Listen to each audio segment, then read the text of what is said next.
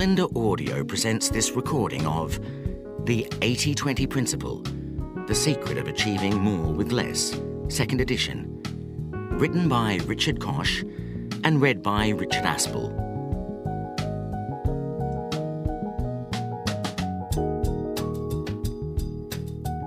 Praise for the 80-20 Principle. Congratulations! The 80-20 Principle is terrific. Al Ries, best-selling author of Focus and Positioning. There are ideas in here that could change your life. The Good Book Guide. Koch is a passionate 80-20er. Read this and you will be too. Andrew Campbell, Ashridge Strategic Management Centre. Both astute and entertaining, this is an intriguing book to help people concentrate on not wasting their lives. Professor Theodore Zeldin, St Anthony's College, Oxford. We give this Dali-esque masterwork 5 stars, a beautiful collage of well-written prose. The book is worth many times its price. The Western Review, Tampa Bay, Florida.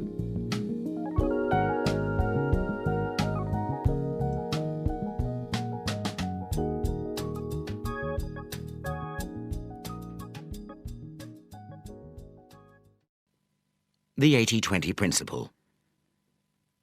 For a very long time, the Pareto Law, the 80-20 Principle, has lumbered the economic scene like an erratic block on the landscape, an empirical law which nobody can explain. Joseph Steindl. God plays dice with the universe, but they're loaded dice, and the main objective is to find out by what rules they were loaded and how we can use them for our own ends. Joseph Ford. We cannot be certain to what height the human species may aspire. We may therefore safely acquiesce in the pleasing conclusion that every age of the world has increased, and still increases, the real wealth, the happiness, the knowledge, and perhaps the virtue of the human race. Edward Gibbon. Preface to the 2nd edition. I wrote this book in South Africa in 1996 and came to London in the so-called summer of 1997 to launch it. I remember traipsing from radio station to television station, usually to find that my slot had been pulled at the last minute. When I did get on the air, nobody seemed very interested in the findings of an obscure Italian economist in the dying years of the 19th century. "Ooh," one celebrity of the minute crooned on a talk show, "what are you doing here if you didn't come up with this idea yourself?" I would like to say that without missing a beat, I mentioned the influence of St. Paul and the Gospel writers in doing the heavy lifting for the ideas of one Jesus of Nazareth, who would otherwise have been unknown. I would like to say that, but in fact I was lost for words. I returned to Cape Town thoroughly dejected. And then, a minor miracle.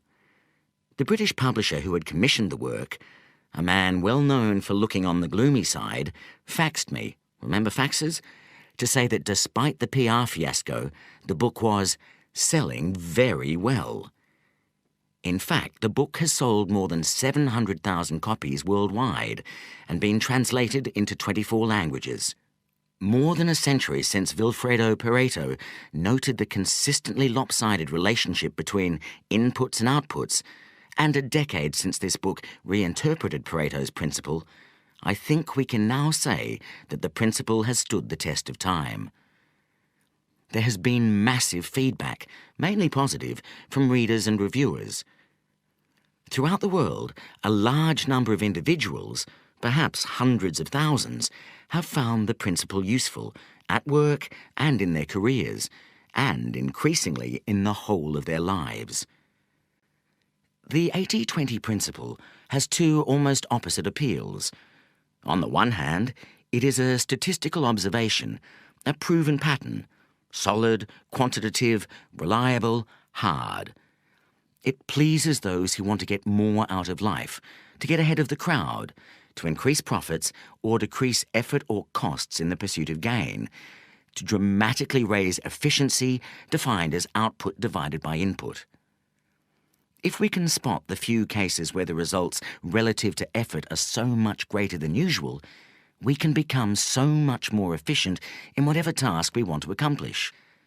The principle allows us to enhance our achievement while escaping the tyranny of overwork. On the other hand, the principle has a totally different side. Soft, mystical, eerie, almost magic in the way that the same pattern of numbers crops up everywhere, and related not to efficiency at all, but to everything that makes our lives worthwhile. The sense that we are connected to each other and to the universe by a mysterious law, which we can tap into and which can change our lives, generates a sense of wonder and awe. Looking back, I think what was different about my book was that it extended the domain of the principle. It had previously been well known in the business arena to increase efficiency. As far as I know, it had never previously been deployed to enhance the quality and depth of our whole lives. It's only in retrospect that I have fully realized the dual nature of the principle, the curious but perfect tension between its two sides, hard efficiency and soft life enhancement. As I explore in the new chapter of the book, this tension represents the yin and yang of the principle, the dialectic where efficiency and life-enhancing uses of it are complementary opposites. Efficiency clears the space for life enhancement, while life enhancement requires us to be clear about the few things that are really important in our work, relationships, and all the other activities we do in our lives. Of course, not everyone accepted my reinterpretation of Pareto's principle. I was surprised at how controversial the book became. While it had its fierce supporters, and a huge number of quiet people who wrote to me saying the book had changed both their professional life and their life as a whole, there were many people who disliked the extension of the principle to the softer side of life, and said so with great clarity and eloquence. The opposition took me aback, but then I came to welcome the contrary voices. They've made me think about the principle more deeply, and, as I hope is demonstrated in the final chapter, reach a greater understanding of its dual nature. What is new about this edition? To start with, less is more. I have cut out the original final chapter, Progress Regained. This was a frankly unsuccessful attempt to apply the 80-20 principle to society and politics. Whereas every other part of the book generated both positive and negative comments, this chapter seems to have fallen entirely on stony ground. The only piece I have retained is the conclusion, which is an appeal to individuals to take action. I have replaced it with an entirely new chapter, the yin and yang of the principle. This covers the highlights generated by a decade of reviews, conversations, letters and emails, and amplifies and categorizes the best criticisms of the principle before giving my response. I believe this takes us to a new level of awareness and understanding of the power of the principle. It remains for me to thank everyone who has contributed to the great 80-20 debate. Long may it continue, and thank you all so much. I may have touched your lives, but you have certainly touched mine, and I am most grateful. Richard Koch. Richard Koch at btinternet.com. Estepona, Spain, February 2007. The 80-20 Rap. Did you know that there is an excellent 80-20 rap song, courtesy of the incomparable Wyatt Moe G. Jackson? You can listen to it on the web if you like at www.the8020principle.com. It lasts 3 minutes, like a pop song should. Here are the lyrics, which are interspersed with me summing up the message of this book. Richard Koch is a businessman. He discovered a truth, yes, a master plan. Write a book about it, became a hit. It's not only cool, it's also legit. The 80-20 principle is the title. The lessons it teaches you are vital. Sit back and listen to this sound bite. By the time that you're finished, you'll see the light. The 80-20 principle, the key to success. The 80-20 principle, achieve more with less. The 80-20 principle, the key to success. The 80-20 principle, achieve more. So what is the 80-20 principle? The 80-20 principle asserts that a minority, a small number of causes, inputs or effort usually leads to a majority of the results, outputs or rewards. So most of the outputs result from a very small part of the causes or inputs. The 80-20 principle, the key to success. The 80-20 principle, achieve more with less. The 80-20 principle, the key to success. The 80-20 principle, achieve more. Taken literally, this means that, for example, 80% of what we achieve in our job comes from 20% of the time we spend. Thus, for all practical purposes, 4/5 of our effort, pretty much all of it really, is largely irrelevant, and this is contrary, of course, to what we normally expect. The 80-20 principle, the key to success. The 80-20 principle, achieve more with less. The 80-20 principle, the key to success. The 80-20 principle, achieve more. So the 80-20 principle states that there is an inbuilt imbalance between causes and results, inputs and outputs, efforts and rewards. A good benchmark for this imbalance is provided by the 80-20 relationship. A typical pattern will show that 80% of outputs result from 20% of inputs. 80% of consequences flow from 20% of causes, or 80% of results come from 20% of effort. In business, many examples of the 80-20 principle have been validated. 20% of products usually account for about 80% of dollar sales, so do 20% of customers.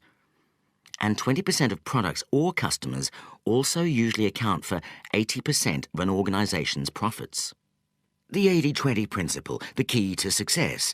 The 80-20 principle, achieve more with less. The 80-20 principle, the key to success. The 80-20 principle, achieve more.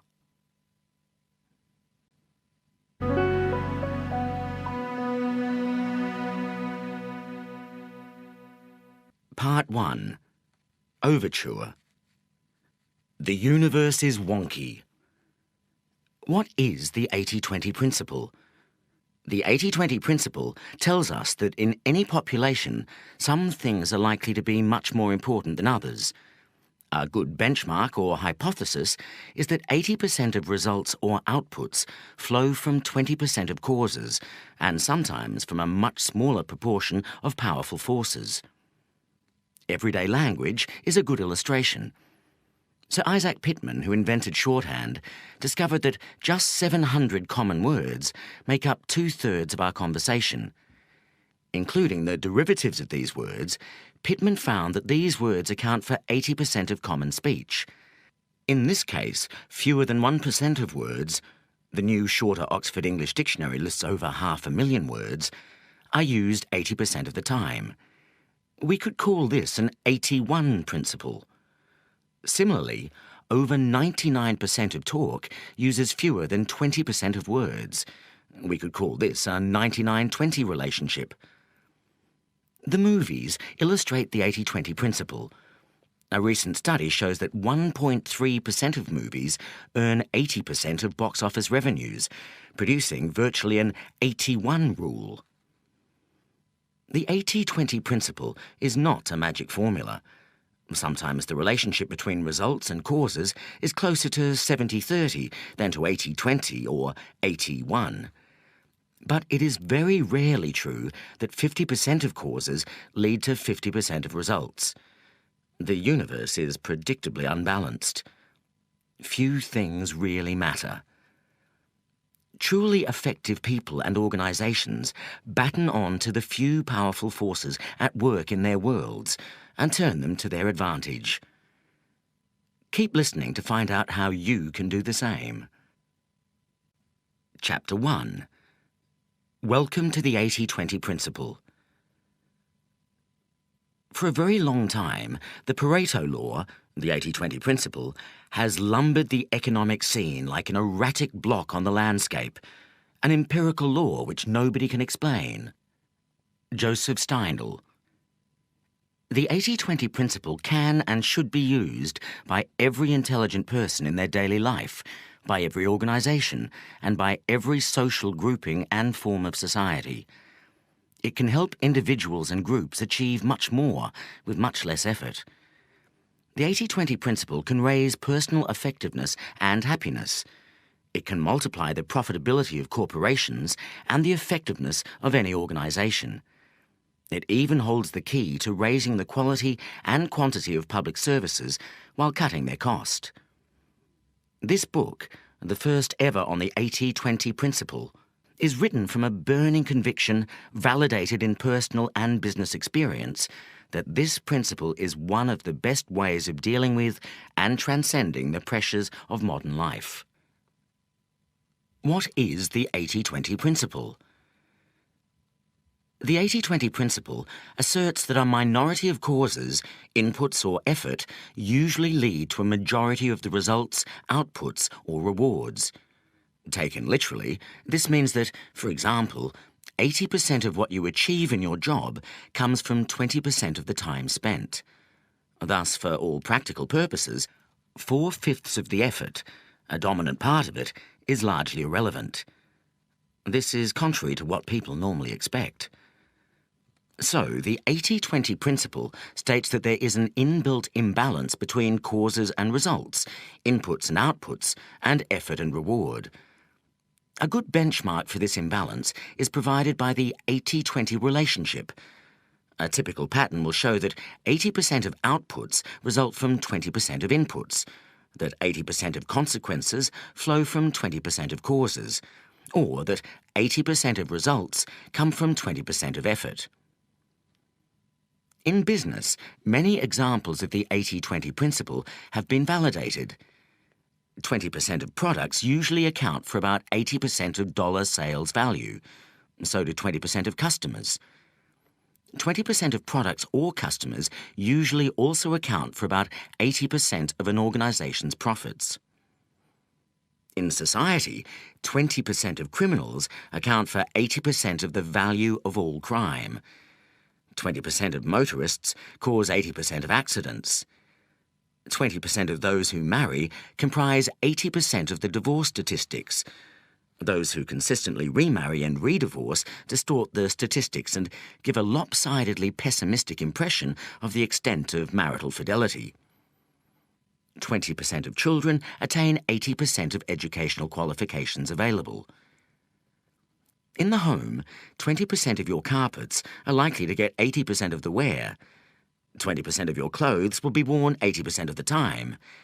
And if you have an intruder alarm, 80% of the false alarms will be set off by 20% of the possible causes. The internal combustion engine is a great tribute to the 80-20 principle. 80% of the energy is wasted in combustion, and only 20% gets to the wheels.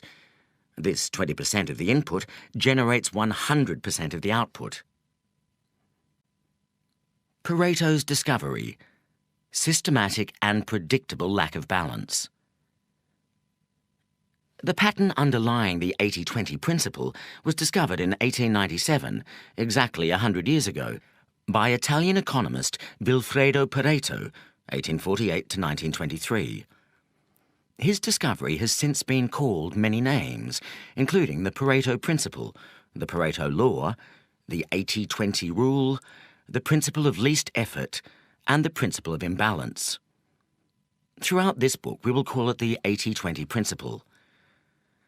By a subterranean process of influence on many important achievers, especially business people, computer enthusiasts, and quality engineers, the 80-20 principle has helped to shape the modern world. Yet it has remained one of the great secrets of our time, and even the select band of cognoscenti who know and use the 80-20 principle only exploit a tiny proportion of its power. So what did Vilfredo Pareto discover? He happened to be looking at patterns of wealth and income in 19th century England. He found that most income and wealth went to a minority of the people in his samples. Perhaps there was nothing very surprising in this, but he also discovered two other facts that he thought highly significant. One was that there was a consistent mathematical relationship between the proportion of people, as a percentage of the total relevant population, and the amount of income or wealth that this group enjoyed. To simplify, if 20% of the population enjoyed 80% of the wealth, then you could reliably predict that 10% would have, say, 65% of the wealth, and 5% would have 50%. The key point is not the percentages, but the fact that the distribution of wealth across the population was predictably unbalanced. Pareto's other finding, one that really excited him, was that this pattern of imbalance was repeated consistently whenever he looked at data referring to different time periods or different countries. Whether he looked at England in earlier times, or whatever data were available from other countries in his own time or earlier, he found the same pattern repeating itself over and over again with mathematical precision. Was this a freak coincidence, or something that had great importance for economics and society? Would it work if applied to sets of data relating to things other than wealth or income? Pareto was a terrific innovator because before him, no one had looked at two related sets of data. In this case, the distribution of incomes or wealth compared to the number of income earners or property owners, and compared percentages between the two sets of data. Nowadays, this method is commonplace and has led to major breakthroughs in business and economics. Sadly, although Pareto realized the importance and wide range of his discovery, he was very bad at explaining it. He moved on to a series of fascinating but rambling sociological theories, centering on the role of elites, which were hijacked at the end of his life by Mussolini's fascists. The significance of the 80-20 principle lay dormant for a generation. While a few economists, especially in the US, realized its importance, it was not until after the Second World War that two parallel yet completely different pioneers began to make waves with the 80-20 principle. 1949, Zipf's principle of least effort. One of these pioneers was the Harvard professor of philology, George K. Zipf. In 1949, Zipf discovered the principle of least effort, which was actually a rediscovery and elaboration of Pareto's principle. Zipf's principle said that resources, people, goods, time, skills, or anything else that is productive, tended to arrange themselves so as to minimize work, so that approximately 20 to 30% of any resource accounted for 70 to 80% of the activity related to that resource. Professor Zipf used population statistics, books, philology, and industrial behavior to show the consistent recurrence of this unbalanced pattern. For example, he analyzed all the Philadelphia marriage licenses granted in 1931 in a 20-block area, demonstrating that 70% of the marriages occurred between people who lived within 30% of the distance. Incidentally, Zipf also provided a scientific justification for the messy desk by justifying clutter with another law. Frequency of use draws near to us things that are frequently used. Intelligent secretaries have long known that files in frequent use should not be filed. 1951. Juran's rule of the vital few and the rise of Japan. The other pioneer of the 80-20 principle was the great quality guru, Romanian-born US engineer Joseph Moses Juran, born 1904, the man behind the quality revolution of 1950 to 90.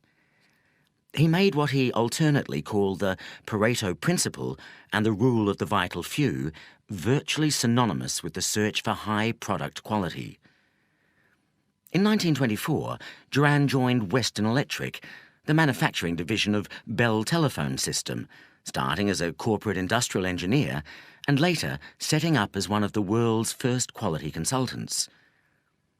His great idea was to use the 80-20 principle, together with other statistical methods, to root out quality faults and improve the reliability and value of industrial and consumer goods.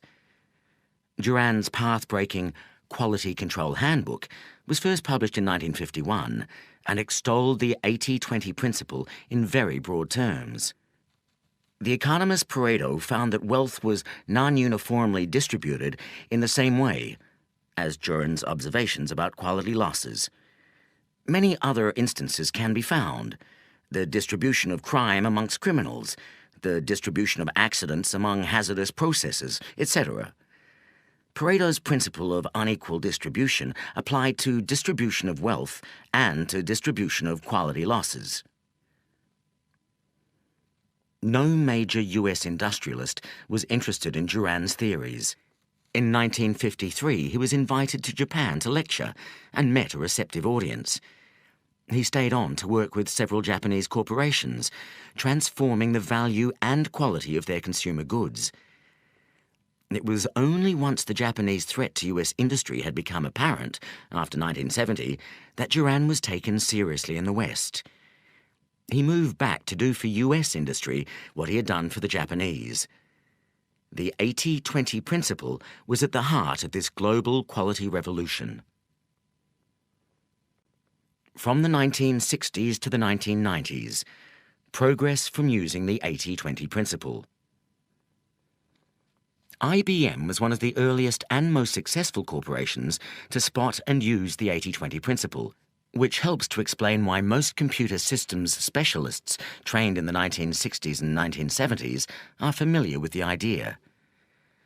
In 1963, IBM discovered that about 80% of a computer's time is spent executing about 20% of the operating code.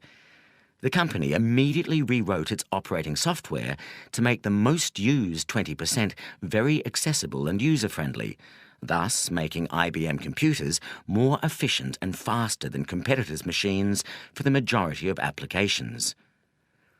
Those who developed the personal computer and its software in the next generation, such as Apple, Lotus, and Microsoft, applied the 80-20 principle with even more gusto to make their machines cheaper and easier to use for a new tranche of customers, including the now celebrated dummies who would previously have given computers a very wide berth. Winner take all. A century after Pareto, the implications of the 80-20 principle has surfaced in a recent controversy over the astronomic and ever-rising incomes going to superstars and those very few people at the top of a growing number of professions. Film director Steven Spielberg earned $165 million in 1994. Joseph Jamiel, the most highly paid trial lawyer, was paid $90 million. Merely competent film directors or lawyers, of course, earn a tiny fraction of these sums. The 20th century has seen massive efforts to level incomes, but inequality, removed in one sphere, keeps popping up in another. In the USA from 1973 to 1995, average real incomes rose by 36%, yet the comparable figure for non-supervisory workers fell by 14%. During the 1980s, all of the gains went to the top 20% of earners, and a mind-boggling 64% of the total increase went to the top 1%. The ownership of shares in the US is also heavily concentrated within a small minority of households. 5% of US households own about 75% of the household sector's equity. A similar effect may be seen in the role of the dollar. Almost 50% of world trade is invoiced in dollars, far above America's 13% share of world exports. And while the dollar's share of foreign exchange reserves is 64%, the ratio of American GDP to global output is just over 20%. The 80-20 principle will always reassert itself unless conscious, consistent, and massive efforts are made and sustained to overcome it. Why the 80-20 principle is so important. The reason that the 80-20 principle is so valuable is that it is counterintuitive. We tend to expect that all causes will have roughly the same significance, that all customers are equally valuable, that every bit of business, every product, and every dollar of sales revenue is as good as any other, that all employees in a particular category have roughly equivalent value, that each day or week or year we spend has the same significance, that all our friends have roughly equal value to us, that all inquiries or phone calls should be treated in the same way, that one university is as good as another, that all problems have a large number of causes, so that it is not worth isolating a few key causes, that all opportunities are of roughly equal value, so that we treat them all equally. We tend to assume that 50% of causes or inputs will account for 50% of results or outputs. There seems to be a natural, almost democratic expectation that causes and results are generally equally balanced. And, of course, sometimes they are. But this 50-50 fallacy is one of the most inaccurate and harmful, as well as the most deeply rooted, of our mental maps. The 80-20 principle asserts that when two sets of data relating to causes and results can be examined and analysed, the most likely result is that there will be a pattern of imbalance. The imbalance may be 65-35, 70-30, 75-25, 80-20, 95-5, or 99.9, 0.1, or any set of numbers in between. However, the two numbers in the comparison don't have to add up to 100. The 80-20 principle also asserts that when we know the true relationship, we are likely to be surprised at how unbalanced it is. Whatever the actual level of imbalance, it is likely to exceed our prior estimate. Executives may suspect that some customers and some products are more profitable than others, but when the extent of the difference is proved, they are likely to be surprised and sometimes dumbfounded. Teachers may know that the majority of their disciplinary troubles or most truancy arises from a minority of pupils, but if records are analysed, the extent of the imbalance will probably be larger than expected. We may feel that some of our time is more valuable than the rest, but if we measure inputs and outputs, the disparity can still stun us. Why should you care about the 80-20 principle? Whether you realise it or not, the principle applies to your life, to your social world, and to the place where you work. Understanding the 80-20 principle gives you great insight into what is really happening in the world around you. The overriding message of this book is that our daily lives can be greatly improved by using the 80-20 principle. Each individual can be more effective and happier. Each profit-seeking corporation can become very much more profitable. Each non-profit organisation can also deliver much more useful outputs. Every government can ensure that its citizens benefit much more from its existence. For everyone and every institution, it is possible to obtain much more that is of value and avoid what has negative value with much less input of effort, expense, or investment. At the heart of this progress is a process of substitution. Resources that have weak effects in any particular use are not used, or are used sparingly. Resources that have powerful effects are used as much as possible. Every resource is ideally used where it has the greatest value. Wherever possible, weak resources are developed so that they can mimic the behaviour of the stronger resources. Business and markets have used this process to great effect for hundreds of years. The French economist J.B. Say coined the word entrepreneur around 1800, saying that the entrepreneur shifts economic resources out of an area of lower productivity into an area of higher productivity and yield.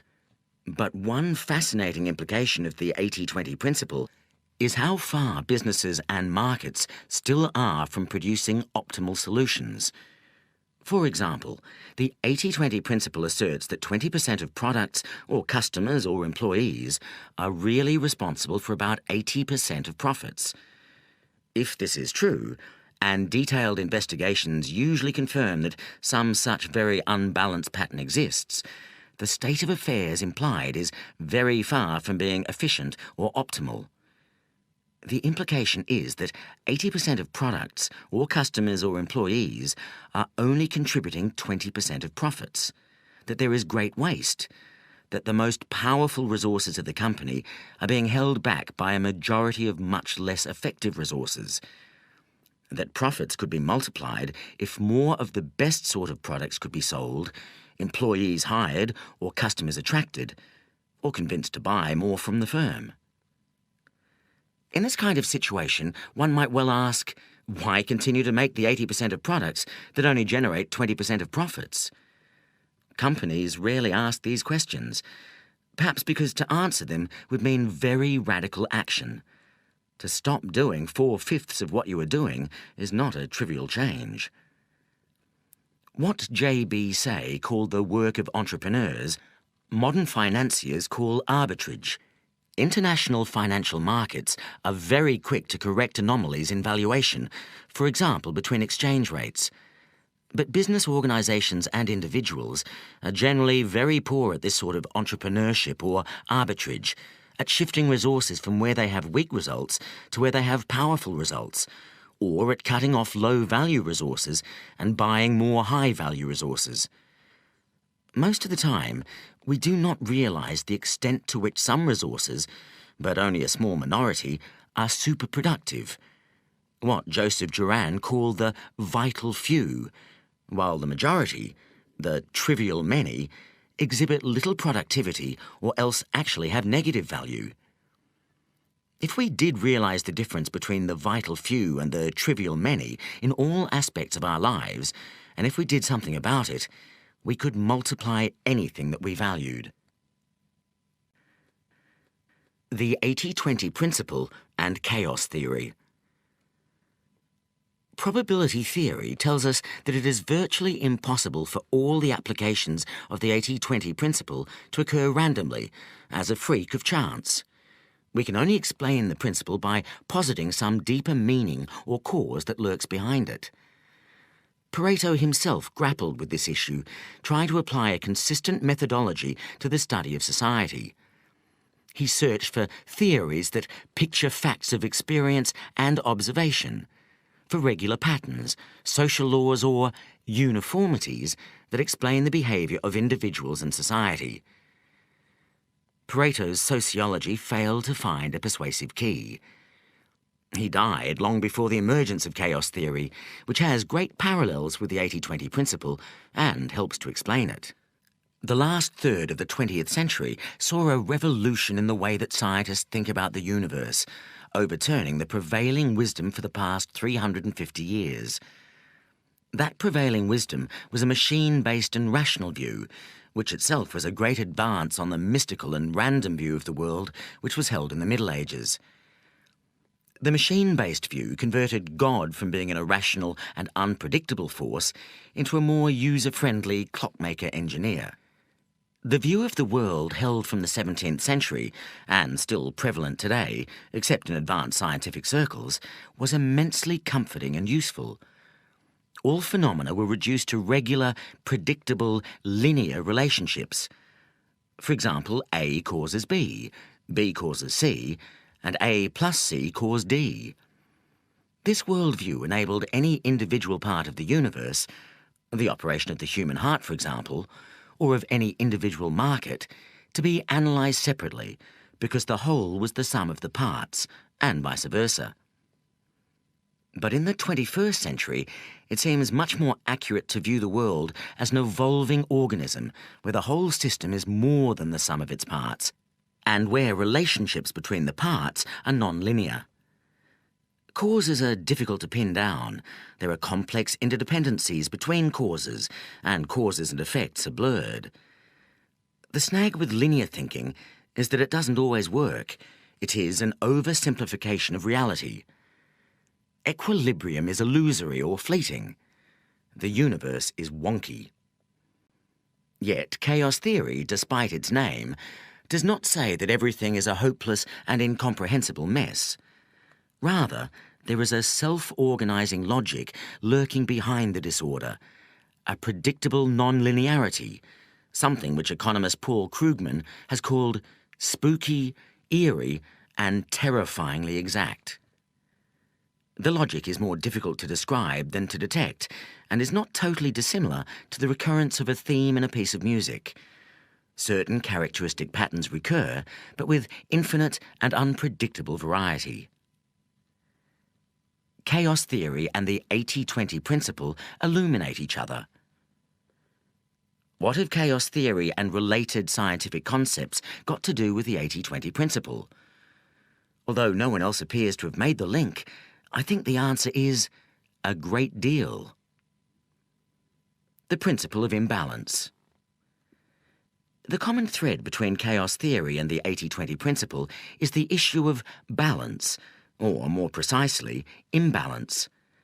Both chaos theory and the 80-20 principle assert, with a great deal of empirical backing, that the universe is unbalanced. They both say that the world is not linear. Cause and effect are rarely linked in an equal way. Both also place great store by self-organization. Some forces are always more forceful than others and will try to grab more than their fair share of resources. Chaos theory helps to explain why and how this imbalance happens by tracing a number of developments over time. The universe is not a straight line. The 80-20 principle, like chaos theory, is based around the idea of non-linearity. A great deal of what happens is unimportant and can be disregarded. Yet there are always a few forces that have an influence way beyond their numbers. These are the forces that must be identified and watched. If they are forces for good, we should multiply them. If they are forces we don't like, we need to think very carefully about how to neutralize them. The 80-20 principle supplies a very powerful empirical test of non-linearity in any system. We can ask, do 20% of causes lead to 80% of results? Is 80% of any phenomenon associated with only 20% of a related phenomenon? This is a useful method to flush out non-linearity, but it is even more useful because it directs us to identifying the unusually powerful forces at work. Feedback loops distort and disturb balance. The 80-20 principle is also consistent with, and can be explained by reference to, the feedback loops identified by chaos theory, whereby small initial influences can become greatly multiplied and produce highly unexpected results, which nevertheless can be explained in retrospect. In the absence of feedback loops, the natural distribution of phenomena would be 50-50. Inputs of a given frequency would lead to commensurate results. It is only because of positive and negative feedback loops that causes do not have equal results. Yet, it also seems to be true that powerful positive feedback loops only affect a small minority of the inputs. This helps to explain why those small minority of inputs can exert so much influence. We can see positive feedback loops operating in many areas, explaining how it is that we typically end up with 80-20 rather than 50-50 relationships between populations. For example, the rich get richer, not just or mainly because of superior abilities, but because riches beget riches. A similar phenomenon exists with goldfish in a pond. Even if you start with goldfish almost exactly the same size, those that are slightly bigger become very much bigger, because even with only slight initial advantages in stronger propulsion and larger mouths, they are able to capture and gobble up disproportionate amounts of food. The tipping point. Related to the idea of feedback loops is the concept of the tipping point.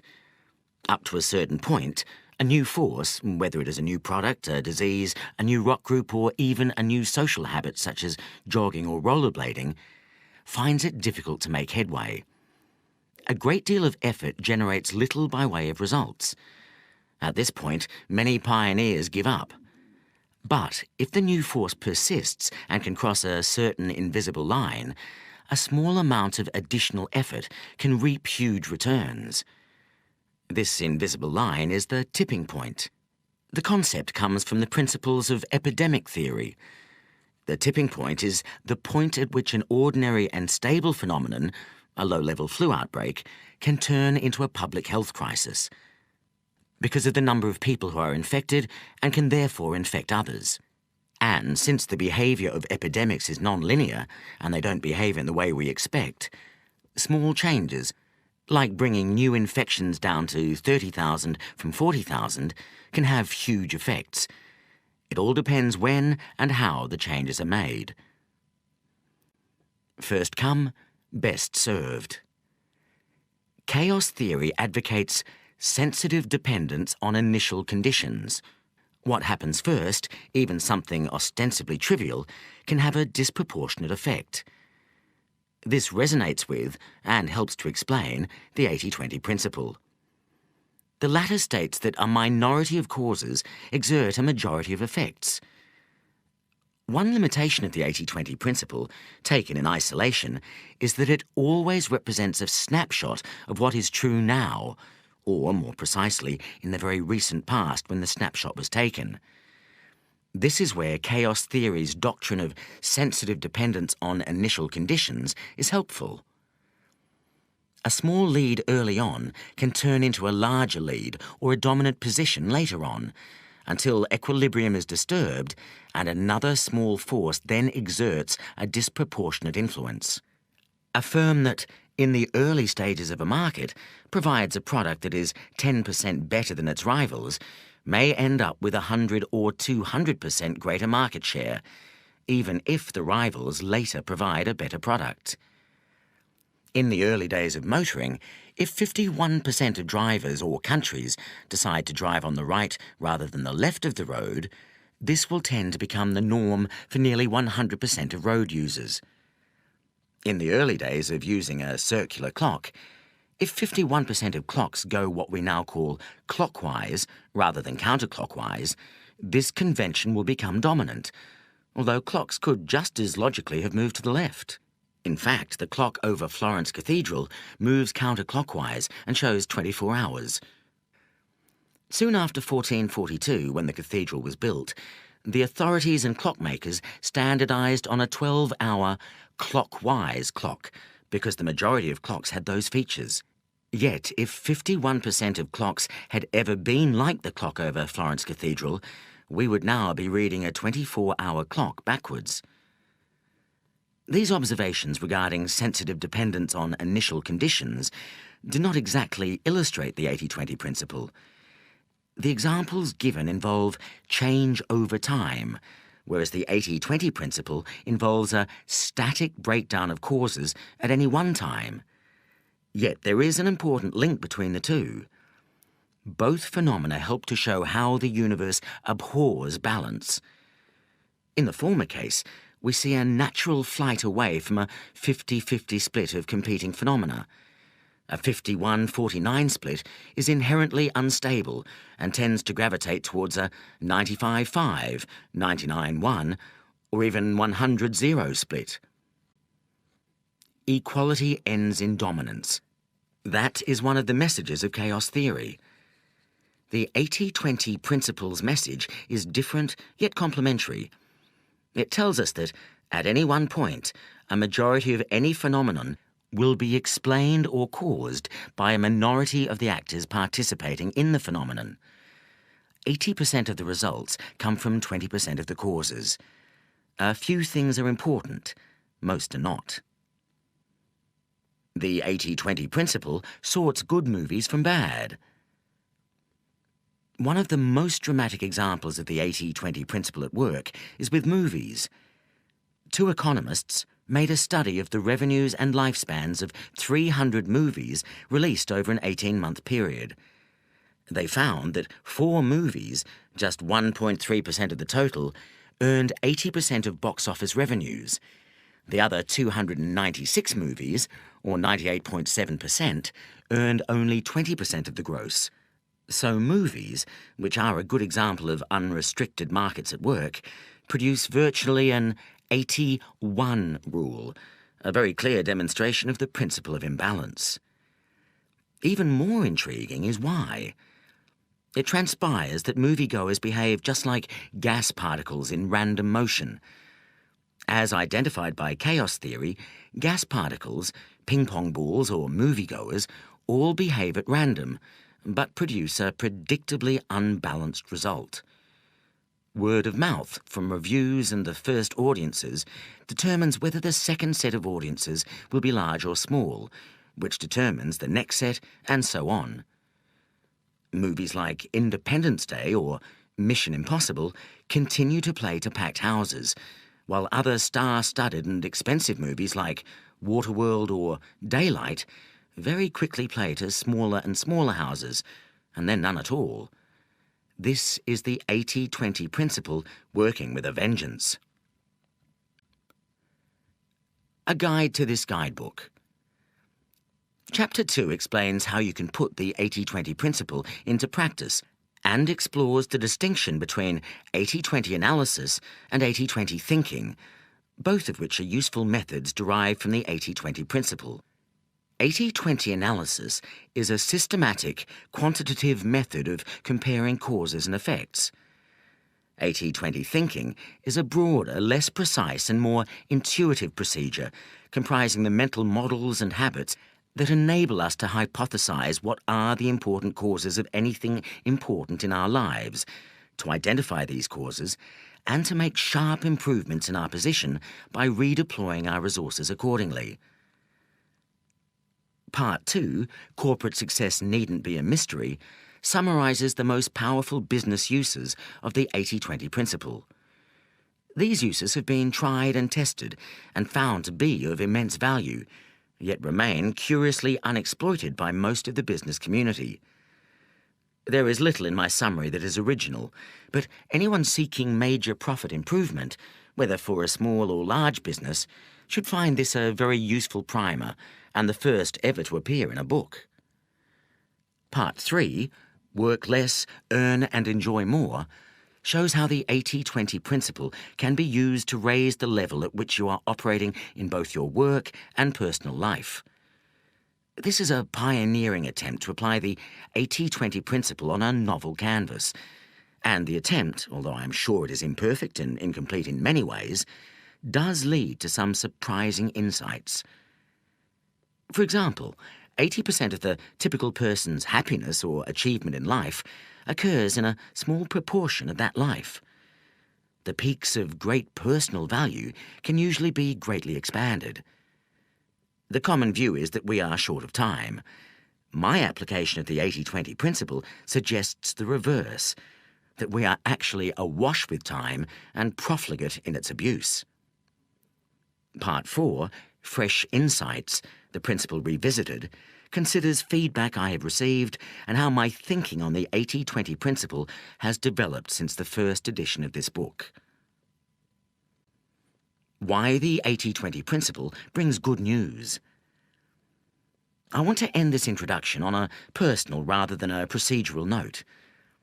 I believe that the 80-20 principle is enormously hopeful. Certainly, the principle brings home what may be evident anyway, that there is a tragic amount of waste everywhere in the way that nature operates, in business, in society, and in our own lives. If the typical pattern is for 80% of results to come from 20% of inputs, it is necessarily typical, too, that 80%, the great majority, of inputs are having only a marginal 20% impact. The paradox is that such waste can be wonderful news if we can use the 80-20 principle creatively, not just to identify and castigate low productivity, but to do something positive about it. There is enormous scope for improvement by rearranging and redirecting both nature and our own lives. Improving on nature, refusing to accept the status quo, is the root of all progress, evolutionary, scientific, social, and personal. George Bernard Shaw put it well. The reasonable man adapts himself to the world. The unreasonable one persists in trying to adapt the world to himself. Therefore, all progress depends on the unreasonable man.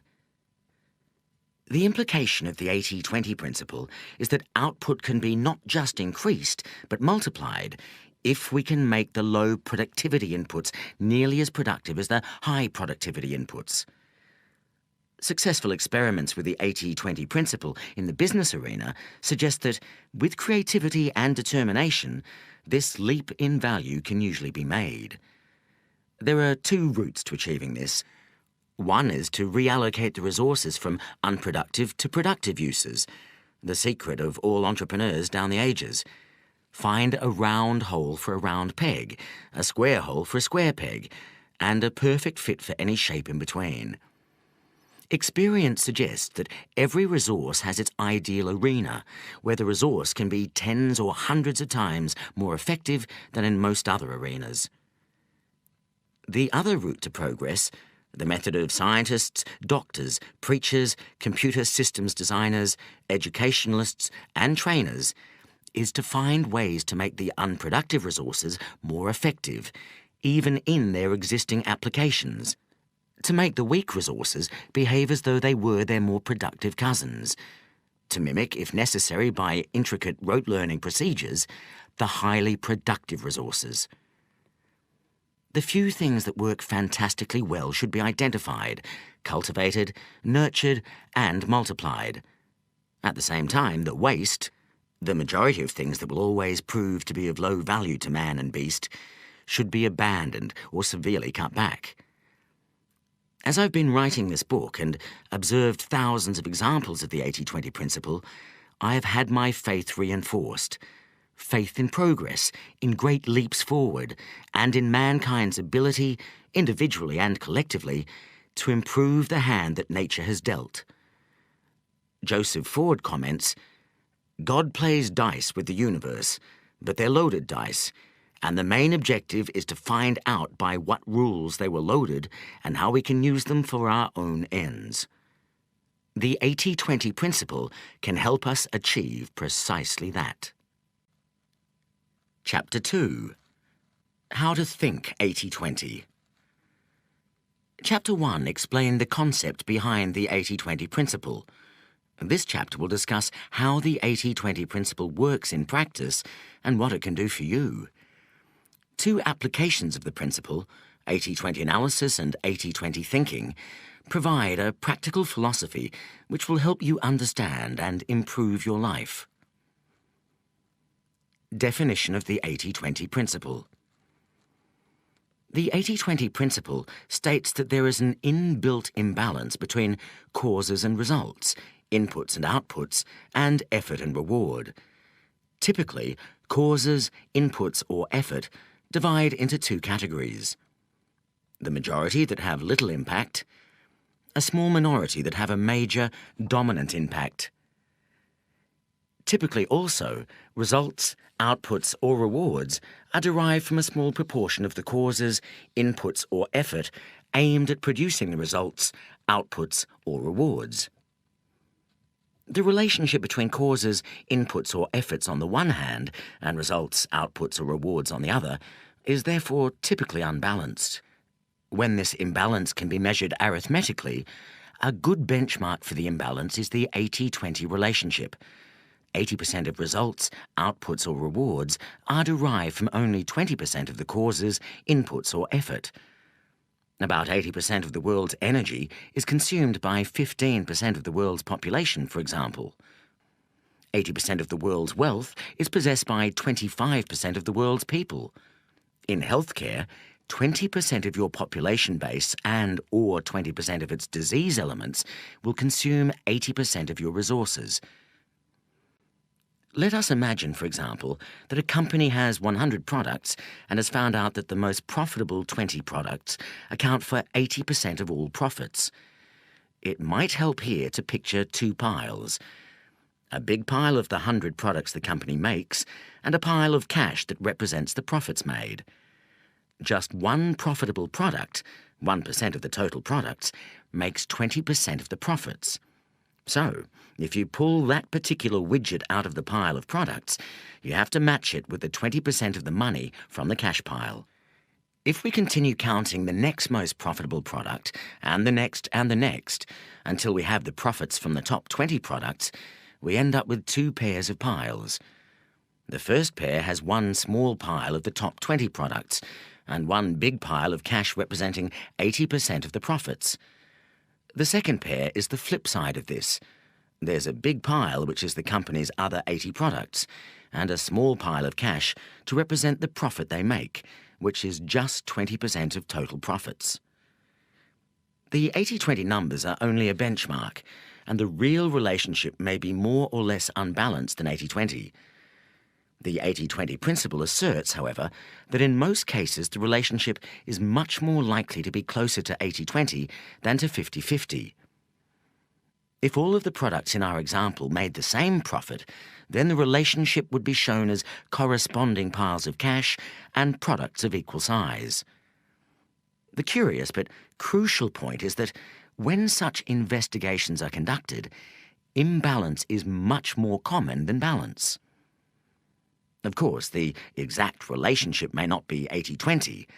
80-20 is both a convenient metaphor and a useful hypothesis, but it is not the only pattern. Sometimes 80% of the profits come from 30% of the products. Sometimes 80% of the profits come from 15% or even 10% of the products. The numbers compared do not have to add up to 100, but the picture usually looks unbalanced. There's a bigger pile of cash paired with a smaller pile of products, rather than piles of cash and goods of about the same size. It is perhaps unfortunate that the numbers 80 and 20 add up to 100. This makes the result look elegant, as indeed would a result of 50-50, 70-30, 99-1, or many other combinations. And it is certainly memorable. But it makes many people think that we are dealing with just one set of data, 100%. Well, this is not so. If 80% of people are right-handed and 20% are left-handed, this is not an 80-20 observation. To apply the 80-20 principle, you have to have two sets of data, both adding up to 100%, and one measuring a variable quantity owned, exhibited, or caused by the people or things making up the other 100%. What the 80-20 principle can do for you. Every person I have known who has taken the 80-20 principle seriously has emerged with useful and, in some cases, life-changing insights. You have to work out your own uses for the principle. They will be there if you look creatively. Part 3, chapters 9 to 15, will guide you on your odyssey, but I can illustrate with some examples from my own life. How the 80-20 principle has helped me. When I was a raw student at Oxford, my tutor told me never to go to lectures. Books can be read far faster, he explained, but never read a book from cover to cover, except for pleasure. When you are working, find out what the book is saying much faster than you would by reading it through. Read the conclusion, then the introduction, then the conclusion again, then dip lightly into any interesting bits. What he was really saying was that 80% of the value of a book can be found in 20% or fewer of its pages, and absorbed in 20% of the time most people would take to read it through. I took to this study method and extended it. At Oxford, there is no system of continuous assessment, and the class of degree earned depends entirely on finals, the examinations taken at the end of the course. I discovered from the form book, that is by analysing past examination papers, that at least 80%, sometimes 100%, of an examination could be well answered with knowledge from 20% or fewer of the subjects that the exam was meant to cover. The examiners could therefore be much better impressed by a student who knew an awful lot about relatively little, rather than a fair amount about a great deal. This insight enabled me to study very efficiently. Somehow, without working very hard, I ended up with a congratulatory first-class degree. I used to think this proved that Oxford dons were gullible. I now prefer to think, perhaps improbably, that they were teaching us how the world worked. I went to work for Shell, serving my time at a dreadful oil refinery. This may have been very good for my soul, but I rapidly realised that the best-paying jobs for young and inexperienced people such as I lay in management consultancy. So I went to Philadelphia and picked up an effortless MBA from Wharton, scorning the boot camp-style so-called learning experience from Harvard. I joined a leading US consultancy that on day one paid me 4 times what Shell had paid me when I left. No doubt 80% of the money to be had by people of my tender age was concentrated in 20% of the jobs. Since there were too many colleagues in the consultancy who were smarter than me, I moved to another US strategy boutique. I identified it because it was growing faster than the firm I had joined, yet had a much smaller proportion of really smart people. Who you work for is more important than what you do. Here I stumbled across many paradoxes of the 80-20 principle. 80% of the growth in the strategy consultancy industry, then as now growing like gangbusters, was being appropriated by firms that then had, in total, fewer than 20% of the industry's professional staff. 80% of rapid promotions were also available in just a handful of firms. Believe me, talent had very little to do with it. When I left the first strategy firm and joined the second, I raised the average level of intelligence in both. Yet the puzzling thing was that my new colleagues were more effective than my old ones. Why? They didn't work any harder, but they followed the 80-20 principle in 2 key ways. First, they realized that for most firms, 80% of profits come from 20% of clients. In the consulting industry, that means 2 things: large clients and long-term clients. Large clients give large assignments, which means you can use a higher proportion of lower-cost younger consultants. Long-term client relationships create trust and raise the cost to the client of switching to another consulting firm. Long-term clients tend not to be price-sensitive.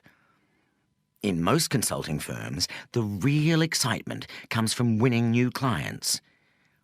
In my new firm, the real heroes were those who worked on the largest existing clients for the longest possible time. And they did this by cultivating the top bosses of those client corporations. The second key insight the consulting firm had was that in any client, 80% of the results available would flow from concentrating on the 20% of most important issues. These were not necessarily the most interesting ones from a curious consultant's viewpoint, but whereas our competitors would look superficially at a whole range of issues and then leave them for the client to act or not on the recommendations, we kept plugging away at the most important issues until we had bludgeoned the client into successful action. The client's profits often soared as a result, as did our consulting budgets. Are you working to make others rich, or is it the reverse? I soon became convinced that, for both consultants and their clients, effort and reward were at best only loosely linked. It was better to be in the right place than to be smart and work hard. It was best to be cunning and focus on results rather than inputs. Acting on a few key insights produced the goods. Being intelligent and hard-working did not. Sadly, for many years, guilt and conformity to peer group pressure kept me from fully acting on this lesson. I worked far too hard.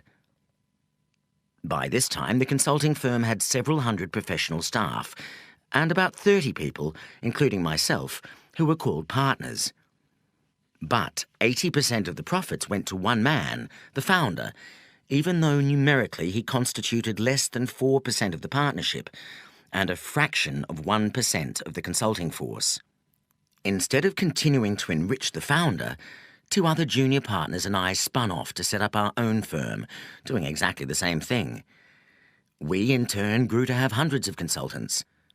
Before long, although the 3 of us, on any measure, did less than 20% of the firm's valuable work, we enjoyed over 80% of the profits. This, too, caused me guilt. After 6 years, I quit, selling my shares to the other partners. At this time, we had doubled our revenues and profits every year, and I was able to secure a good price for my shares. Shortly after, the recession of 1990 hit the consulting industry. Although I will counsel you later to give up guilt, I was lucky with my guilt. Even those who follow the 80-20 principle need a bit of luck, and I have always enjoyed far more than my share.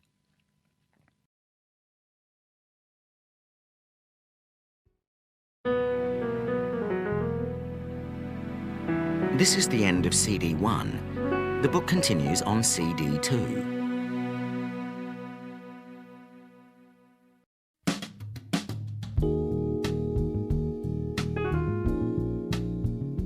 CD 2.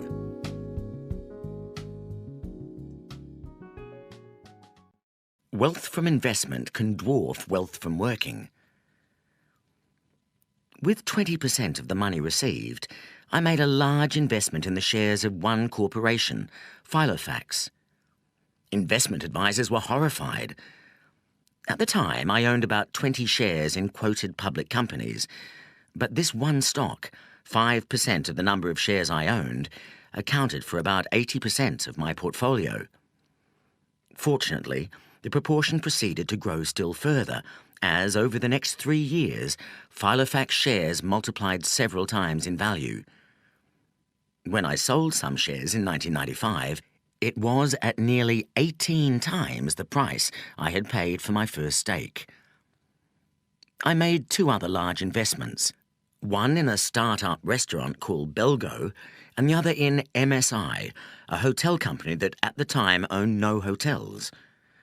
Together, these 3 investments at cost comprised about 20% of my net worth, but they have accounted for more than 80% of my subsequent investment gains, and now comprise over 80% of a much larger net worth. As Chapter 14 will show, 80% of the increase in wealth from most long-term portfolios comes from fewer than 20% of the investments. It is crucial to pick this 20% well, and then concentrate as much investment as possible into it. Conventional wisdom is not to put all your eggs in one basket. 80-20 wisdom is to choose a basket carefully, load all your eggs into it, and then watch it like a hawk. How to use the 80-20 principle. There are 2 ways to use the 80-20 principle. Traditionally, the 80-20 principle has required 80-20 analysis, a quantitative method to establish the precise relationship between causes, input, effort, and results, outputs, rewards. This method uses the possible existence of the 80-20 relationship as a hypothesis and then gathers the facts so that the true relationship is revealed. This is an empirical procedure which may lead to any result ranging from 50-50 to 99.90.1.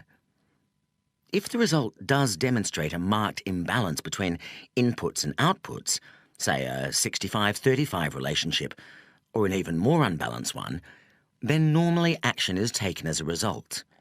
A new and complementary way to use the 80-20 principle is what I call 80-20 thinking. This requires deep thought about any issue that is important to you and asks you to make a judgment on whether the 80-20 principle is working in that area. You can then act on the insight. 80-20 thinking does not require you to collect data or actually test the hypothesis. Consequently, 80-20 thinking may on occasion mislead you. It is dangerous to assume, for example, that you already know what the 20% is if you identify a relationship. But I will argue that 80-20 thinking is much less likely to mislead you than is conventional thinking. 80-20 thinking is much more accessible and faster than 80-20 analysis, although the latter may be preferred when the issue is extremely important and you find it difficult to be confident about an estimate. We look first at 80-20 analysis and then at 80-20 thinking. 80-20 analysis. 80-20 analysis examines the relationship between 2 sets of comparable data. One set of data is always a universe of people or objects, usually a large number of 100 or more, that can be turned into a percentage. The other set of data relates to some interesting characteristic of the people or objects that can be measured and also turned into a percentage. For example, we might decide to look at a group of 100 friends, all of whom are at least occasional beer drinkers, and compare how much beer they drank last week. So far, this method of analysis is common to many statistical techniques. What makes 80-20 analysis unique is that the measurement ranks the second set of data in descending order of importance and makes comparisons between percentages in the two sets of data. In our example, then, we will ask all our 100 friends how many glasses of beer they drank last week and array the answers in a table in descending order. 80-20 analysis can compare percentages from the two sets of data, the friends and the amount of beer drunk. In this case, we can say that 70% of the beer was drunk by just 20% of the friends. This would therefore give us a 70-20 relationship. We can summarise this data visually in an 80-20 frequency distribution chart, or 80-20 chart for short. In this chart, the vertical axis is the glasses of beer drunk, and the horizontal axis is the 100 beer drinkers. The data on the chart looks a bit like a coastal cliff. First a downward sloping hill, then a sudden dramatic drop off to a wide flat beach, then a small further drop to the sea. The big drop comes just after our 20th drinker. The beach is our middle 60 drinkers, and the sea is the bottom 20 drinkers. Why is this called 80-20 analysis? When comparing these relationships, the most frequent observation, made long ago, probably in the 1950s, was that 80% of the quantity being measured came from 20% of the people or objects. 80-20 has become shorthand for this type of unbalanced relationship, whether or not the precise result is 80-20. Statistically, an exact 80-20 relationship is unlikely. It is the convention of 80-20 that it is the top 20% of causes that is cited, not the bottom. 80-20 analysis is my name for the way that the 80-20 principle has generally been used to date, that is, in a quantitative and empirical way, to measure possible relationships between inputs and outputs. We could equally well observe from the data on our beer-drinking friends that the bottom 20% of people only consumed 30 glasses, or 3% of the total. It would also be perfectly legitimate to call this a 3-20 relationship, although this is rarely done. The emphasis is nearly always on the heavy users or causes. If a brewery was conducting a promotion or wanted to find out what beer drinkers thought about their range of beers, it would be most useful to go to the top 20. We might also want to know what percentage of our friends combine to account for 80% of total beer consumption. In this case, inspection would show that Mike G, the 28th biggest drinker with 10 glasses, took the cumulative total to 800 glasses. We could express this relationship, therefore, as 80-28. 80% of total beer was drunk by just 28% of our friends. It should be clear from this example that 80-20 analysis may result in any set of findings.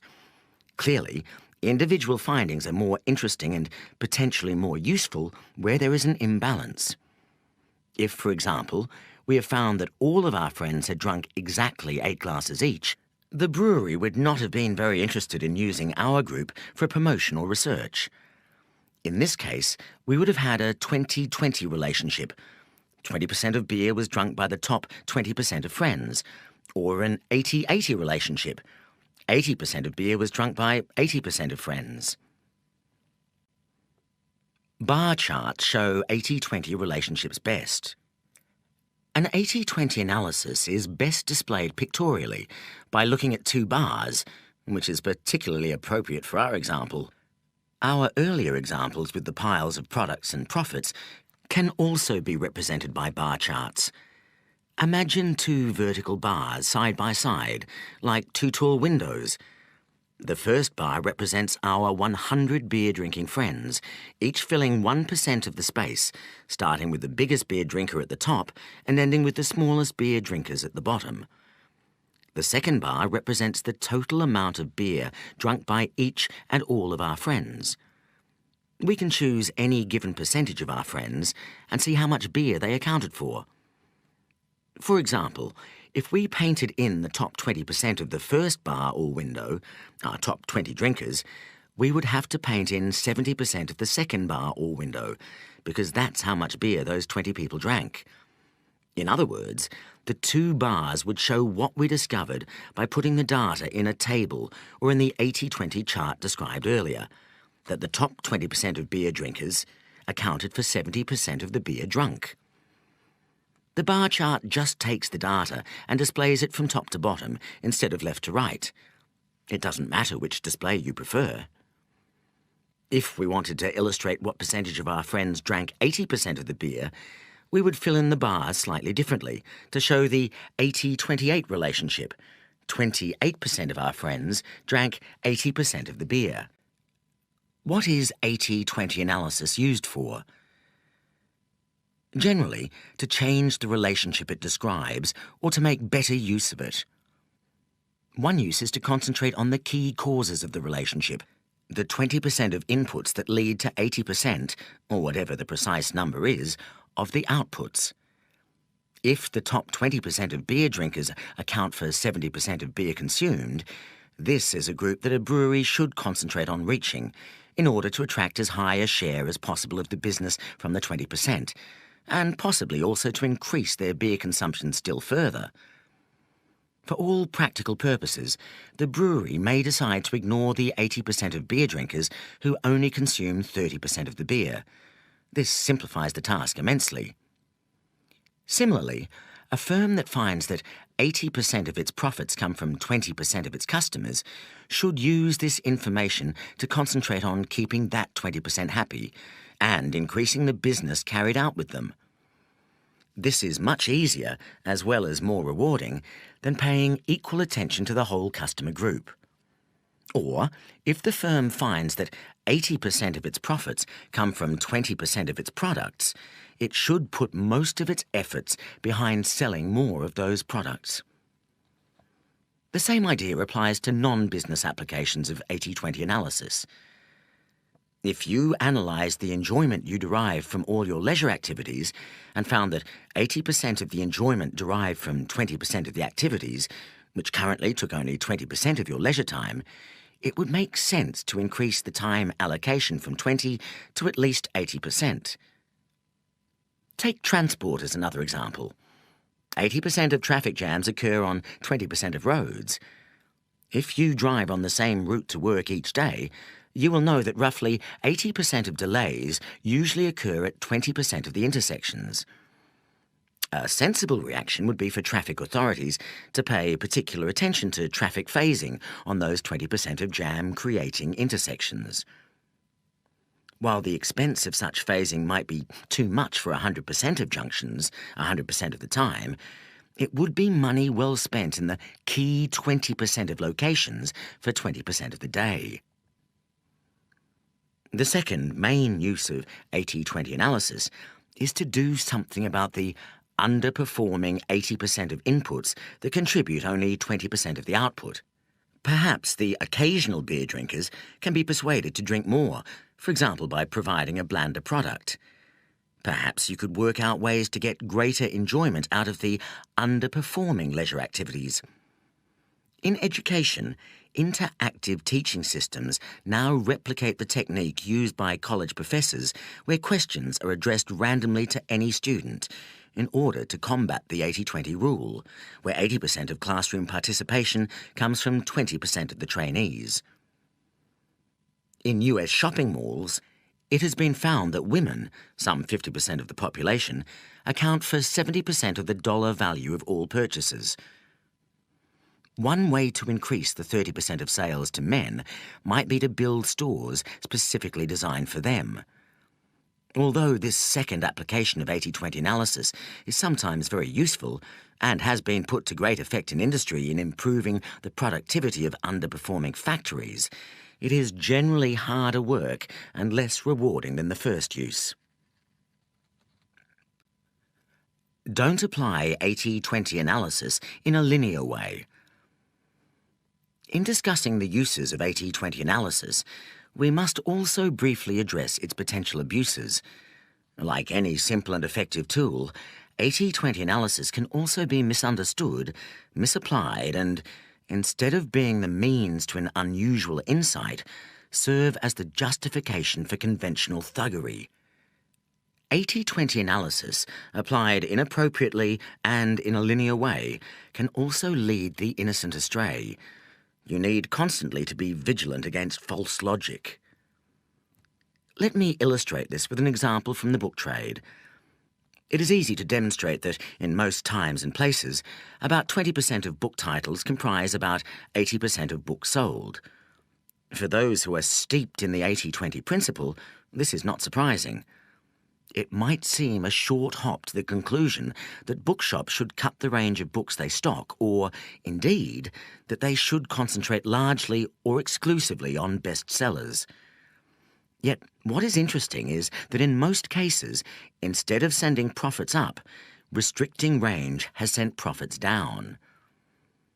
This does not invalidate the 80-20 principle for two reasons. The key consideration is not the distribution of books sold, but what customers want. If customers go to the trouble of visiting a bookstore, they want to find a reasonable range of books, as opposed to a kiosk or supermarket where they don't expect range.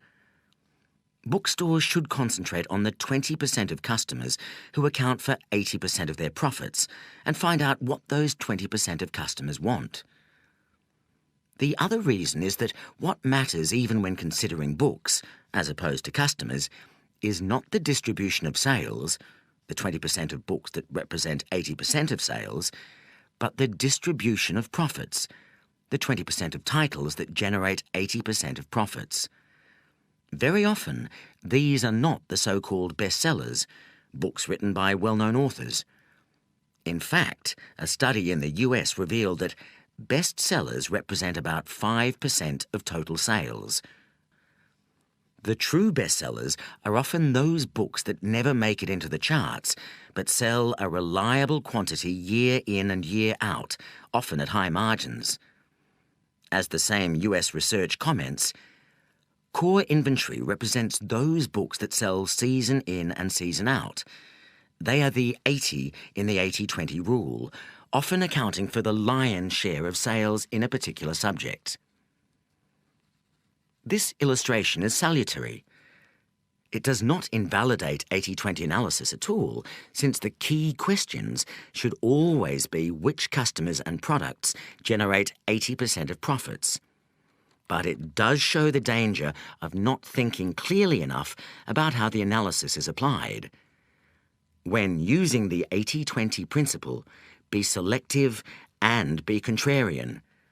Don't be seduced into thinking that the variable that everyone else is looking at, in this case the books on the latest bestseller list, is what really matters. This is linear thinking. The most valuable insight from 80-20 analysis will always come from examining non-linear relationships that others are neglecting.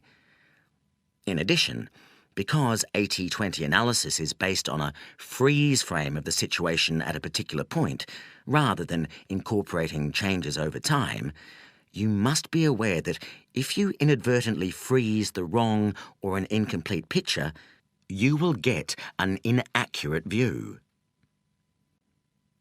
80-20 thinking and why it is necessary. 80-20 analysis is extremely useful, but most people are not natural analysts, and even analysts cannot stop to investigate the data every time they have to make a decision. It would bring life to a shuddering halt. Most important decisions have never been made by analysis and never will be, however clever our computers become. Therefore, if we want the 80-20 principle to be a guide in our daily lives, We need something less analytical and more instantly available than 80-20 analysis. We need 80-20 thinking. 80-20 thinking is my phrase for the application of the 80-20 principle to daily life, for non-quantitative applications of the principle. As with 80-20 analysis, we start with a hypothesis about a possible imbalance between inputs and outputs, but instead of collecting data and analysing them, we estimate them. 80-20 thinking requires, and with practice enables, us to spot the few really important things that are happening and ignore the mass of unimportant things. It teaches us to see the wood for the trees. 80-20 thinking is too valuable to be confined to causes where data and analysis are perfect. For every ounce of insight generated quantitatively, there must be many pounds of insight arrived at intuitively and impressionistically. This is why 80-20 thinking, although helped by data, must not be constrained by it. To engage in 80-20 thinking, we must constantly ask ourselves, what is the 20% that is leading to 80%?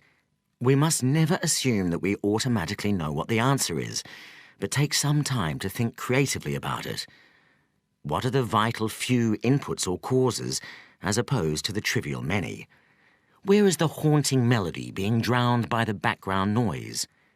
80-20 thinking is then used in the same way as the results from 80-20 analysis, to change behaviour and, normally, to concentrate on the most important 20%. You know that 80-20 thinking is working when it multiplies effectiveness. Action resulting from 80-20 thinking should lead us to get much more from much less. When we are using the 80-20 principle, we do not assume that its results are good or bad, or that the powerful forces we observe are necessarily good. We decide whether they are good from our own perspective and either determine to give the minority of powerful forces a further shove in the right direction or work out how to frustrate their operation. The 80-20 principle turns conventional wisdom upside down. Application of the 80-20 principle implies that we should do the following. Celebrate exceptional productivity rather than raise average efforts. Look for the shortcut rather than run the full course. Exercise control over our lives with the least possible effort. Be selective, not exhaustive. Strive for excellence in few things rather than good performance in many. Delegate or outsource as much as possible in our daily lives and be encouraged rather than penalised by tax systems to do this. Use gardeners, car mechanics, decorators and other specialists to the maximum, instead of doing the work ourselves. Choose our careers and employers with extraordinary care, and if possible employ others rather than being employed ourselves. Only do the thing we are best at doing and enjoy most. Look beneath the normal texture of life to uncover ironies and oddities. In every important sphere, work out where 20% of effort can lead to 80% of returns. Calm down, work less, and target a limited number of very valuable goals where the 80-20 principle will work for us, rather than pursuing every available opportunity. Make the most of those few lucky streaks in our life, where we are at our creative peak and the stars line up to guarantee success. There are no boundaries to the 80-20 principle. No sphere of activity is immune from the influence of the 80-20 principle. Like the 6 wise, blind Indian men who tried to discern the shape of an elephant, most users of the 80-20 principle only know a fraction of its scope and power. Becoming an 80-20 thinker requires active participation and creativity on your part. If you want to benefit from 80-20 thinking, you have to do it. Now is a good time to start. If you want to begin with applications for your organisation, go straight on to Part 2, which documents most of the important business applications of the 80-20 principle. If you are more immediately interested in using the principle to make major improvements in your life, skip to Part 3, a novel attempt to relate the 80-20 principle to the fabric of our daily lives.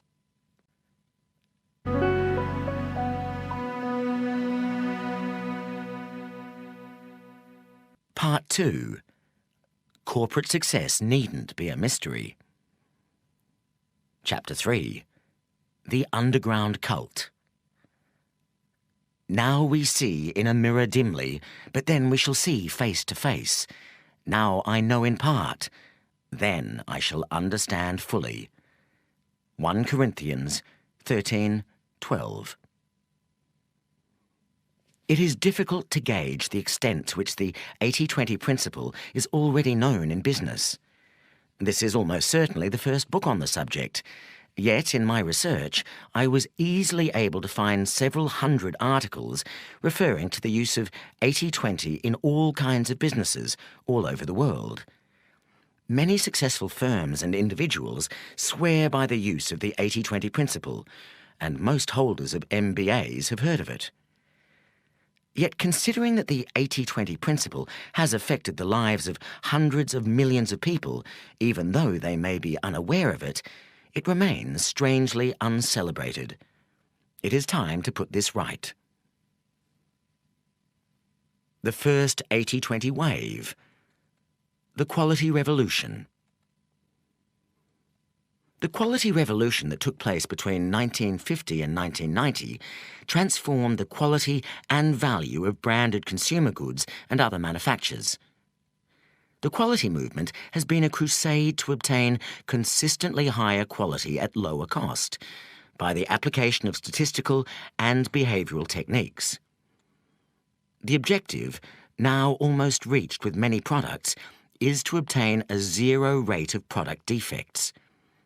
It is possible to argue that the quality movement has been the most significant driver of higher living standards throughout the world since 1950.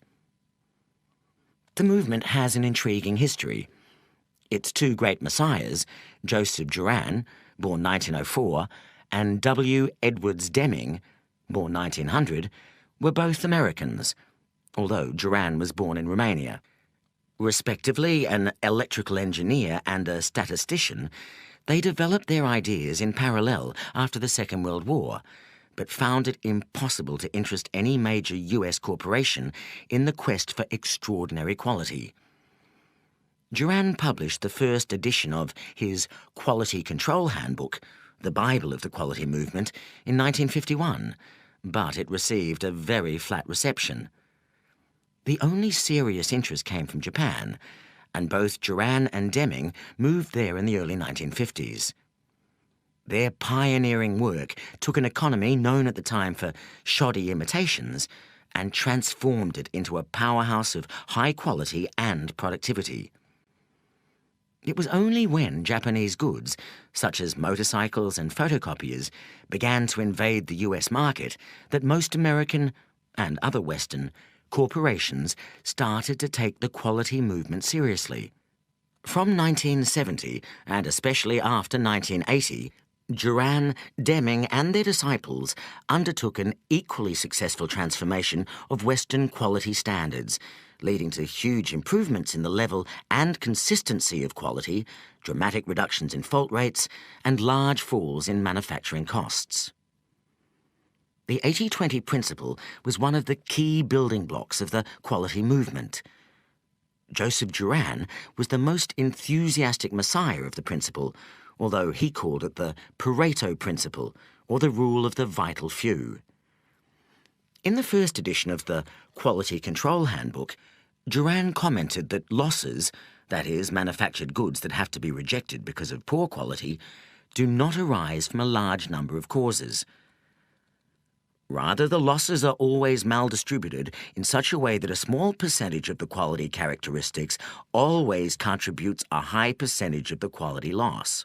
And a footnote commented that the economist Pareto found that wealth was non-uniformly distributed in the same way.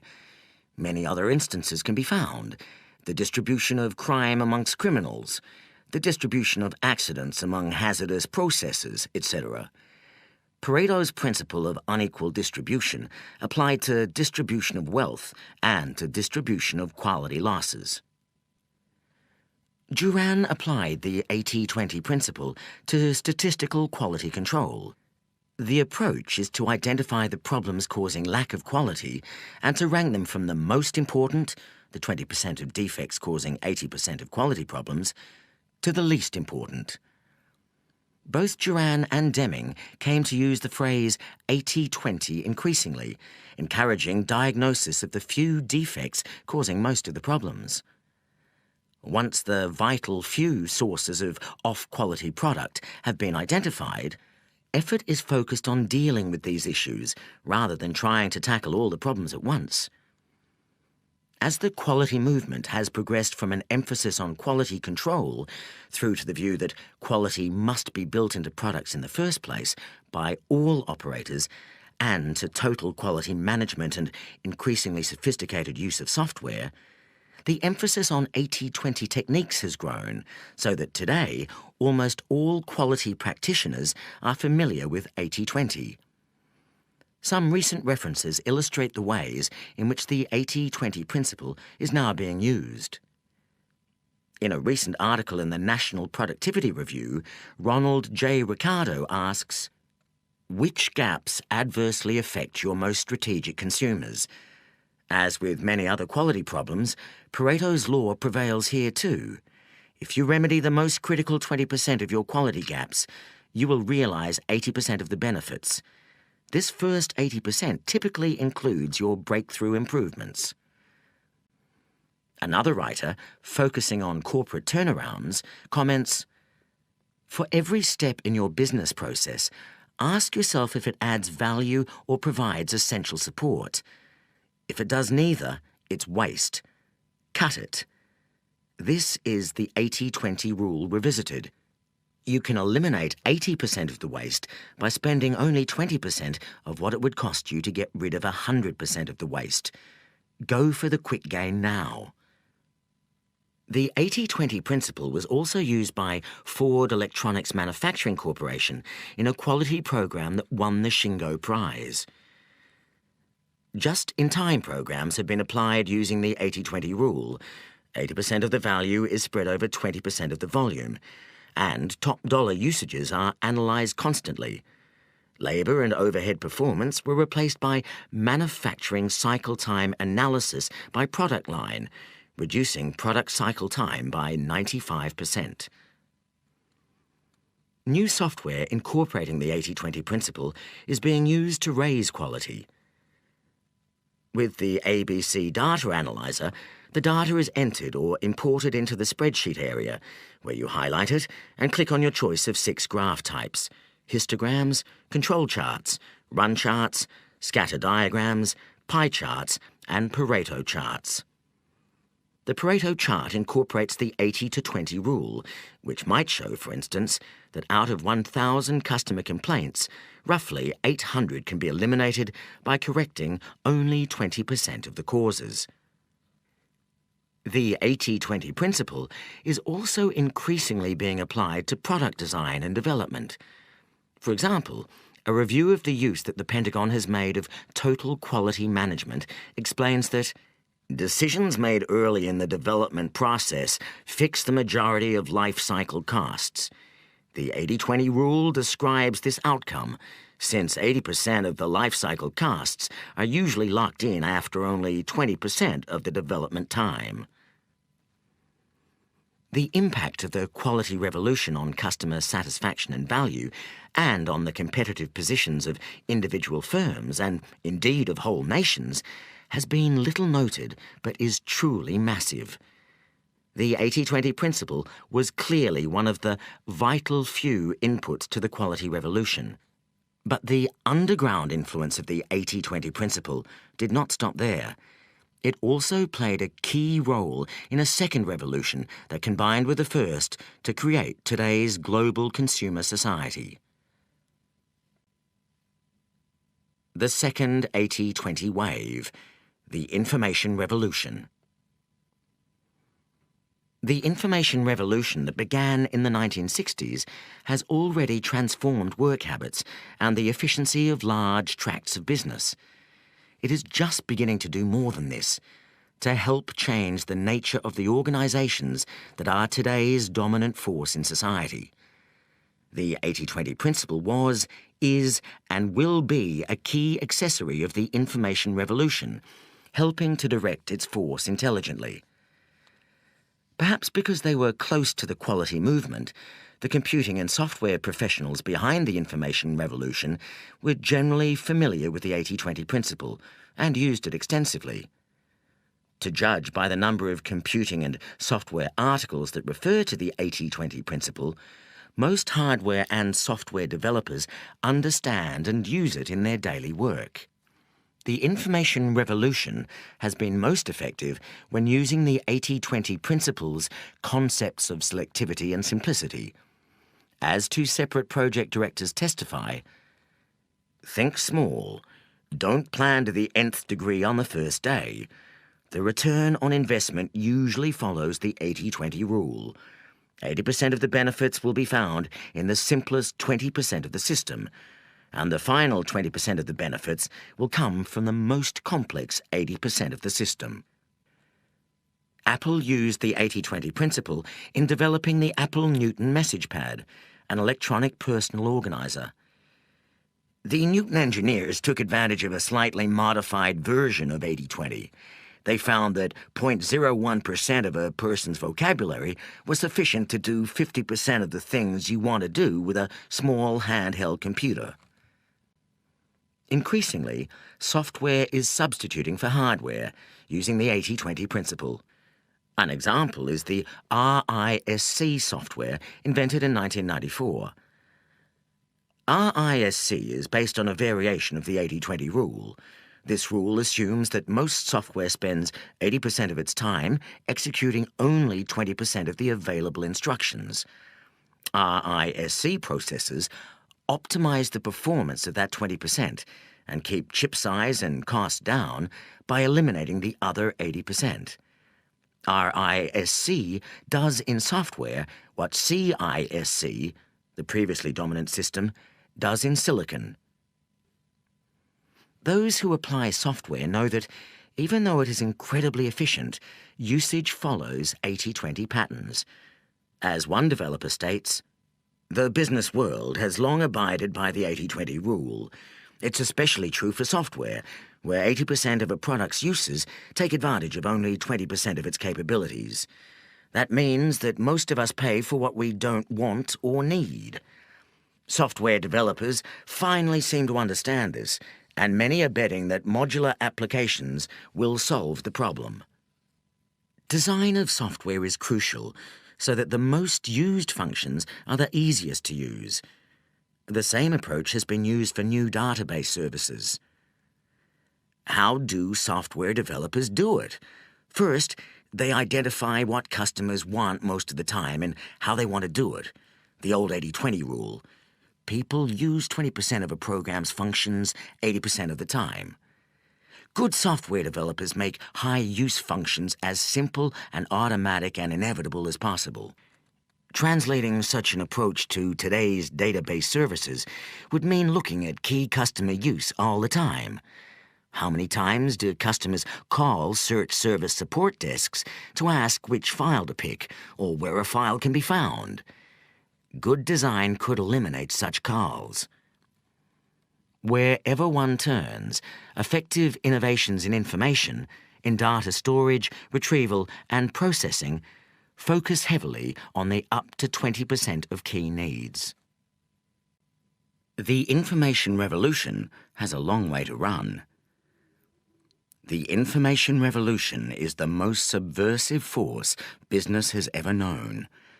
Already the phenomenon of information power to the people has given knowledge and authority to frontline workers and technicians, destroying the power and often the jobs of middle management who were previously protected by proprietary knowledge. The information revolution has also decentralized corporations physically. The phone, the PC, broadband, and the increasing miniaturization and mobility of these technologies have already begun to destroy the power of corporate palaces and those who sit or used to sit in them. Ultimately, the information revolution will help to destroy the profession of management itself, thus enabling much greater direct value creation by doers in corporations for their key customers. The value of automated information is increasing exponentially, much faster than we can use it. The key to using this power effectively, now and in the future, lies in selectivity, in applying the 80-20 principle. Peter Drucker points the way. A database, no matter how copious, is not information. It is information's ore. The information a business most depends on is available, if at all, only in a primitive and disorganized form. For what a business needs the most for its decisions, especially its strategic ones, are data about what goes on outside of it. It is only outside the business where there are results, opportunities, and threats. Drucker argues that we need new ways of measuring wealth creation. Ian Godden and I call these new tools automated performance measures. They are just beginning to be created by some corporations. But well over 80%, probably around 99%, of the information revolution's resources are still being applied to counting better what we used to count, paving over the cowpats, rather than creating and simplifying measures of genuine corporate wealth creation. The tiny proportion of effort that uses the information revolution to create a different sort of corporation will have an explosive impact. The 80-20 principle is still the best-kept business secret. Considering the importance of the 80-20 principle and the extent to which it is known by managers, it remains extremely discreet. Even the 80-20 term itself caught on very slowly and without any visible landmarks. Given the piecemeal use and gradual spread of the 80-20 principle, it remains underexploited, even by those who recognize the idea. It is extremely versatile. It can be profitably applied to any industry and any organization, any function within an organization, and any individual job. The 80-20 principle can help the chief executive, line managers, functional specialists, and any knowledge worker down to the lowest level or the newest trainee.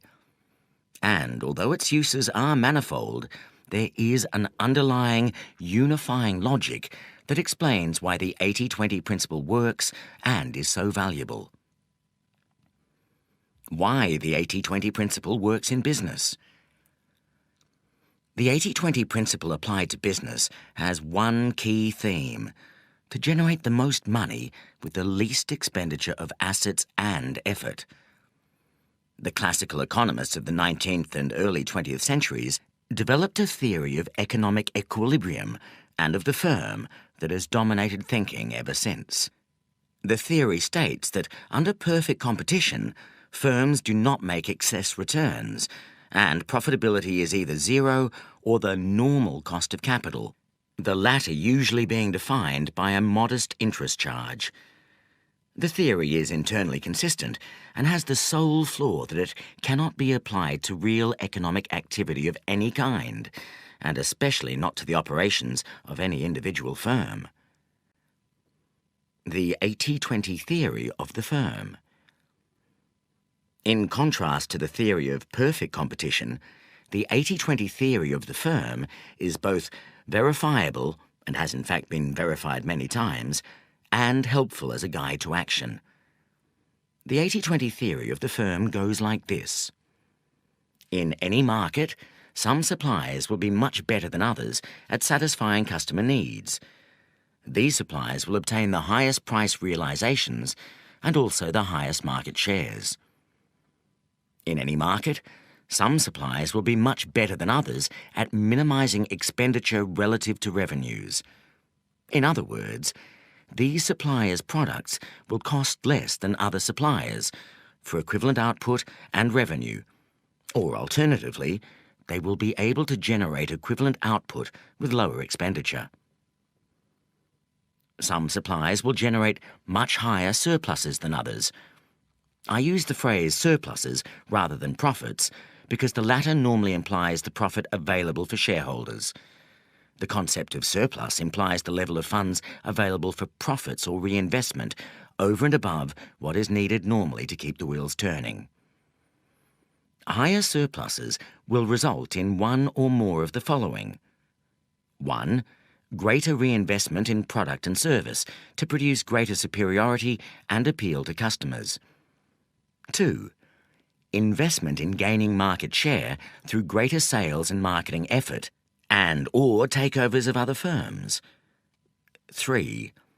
Higher returns to employees, which will tend to have the effect of retaining and attracting the best people in the market. And/or 4. Higher returns to shareholders, which will tend to raise share prices and lower the cost of capital, facilitating investment and/or takeovers. Over time, 80% of the market will tend to be supplied by 20% or fewer of the suppliers, who will normally also be more profitable. At this point, it is possible that the market structure may reach an equilibrium, although it will be a very different kind of equilibrium from that beloved of the economist's perfect competition model. In the 80-20 equilibrium, a few suppliers, the largest, will offer customers better value for money and have higher profits than smaller rivals. This is frequently observed in real life, despite being impossible according to the theory of perfect competition. We may term our more realistic theory the 80-20 law of competition. But the real world does not generally rest long in a tranquil equilibrium. Sooner or later, usually sooner, there are always changes to market structure caused by competitors' innovations. Both existing suppliers and new suppliers will seek to innovate and obtain a high share of a small but defensible part of each market, a market segment. Segmentation of this kind is possible by providing a more specialized product or service ideally suited to particular types of customer. Over time, markets will tend to comprise more market segments. Within each of these segments, the 80-20 law of competition will operate. The leaders in each specialist segment may either be firms operating largely or exclusively in that segment or industry generalists, but their success will be dependent, in each segment, on obtaining the greatest revenue with the lowest expenditure of effort. In each segment, some firms will be much better than others at doing this and will tend to accumulate segment market share as a result.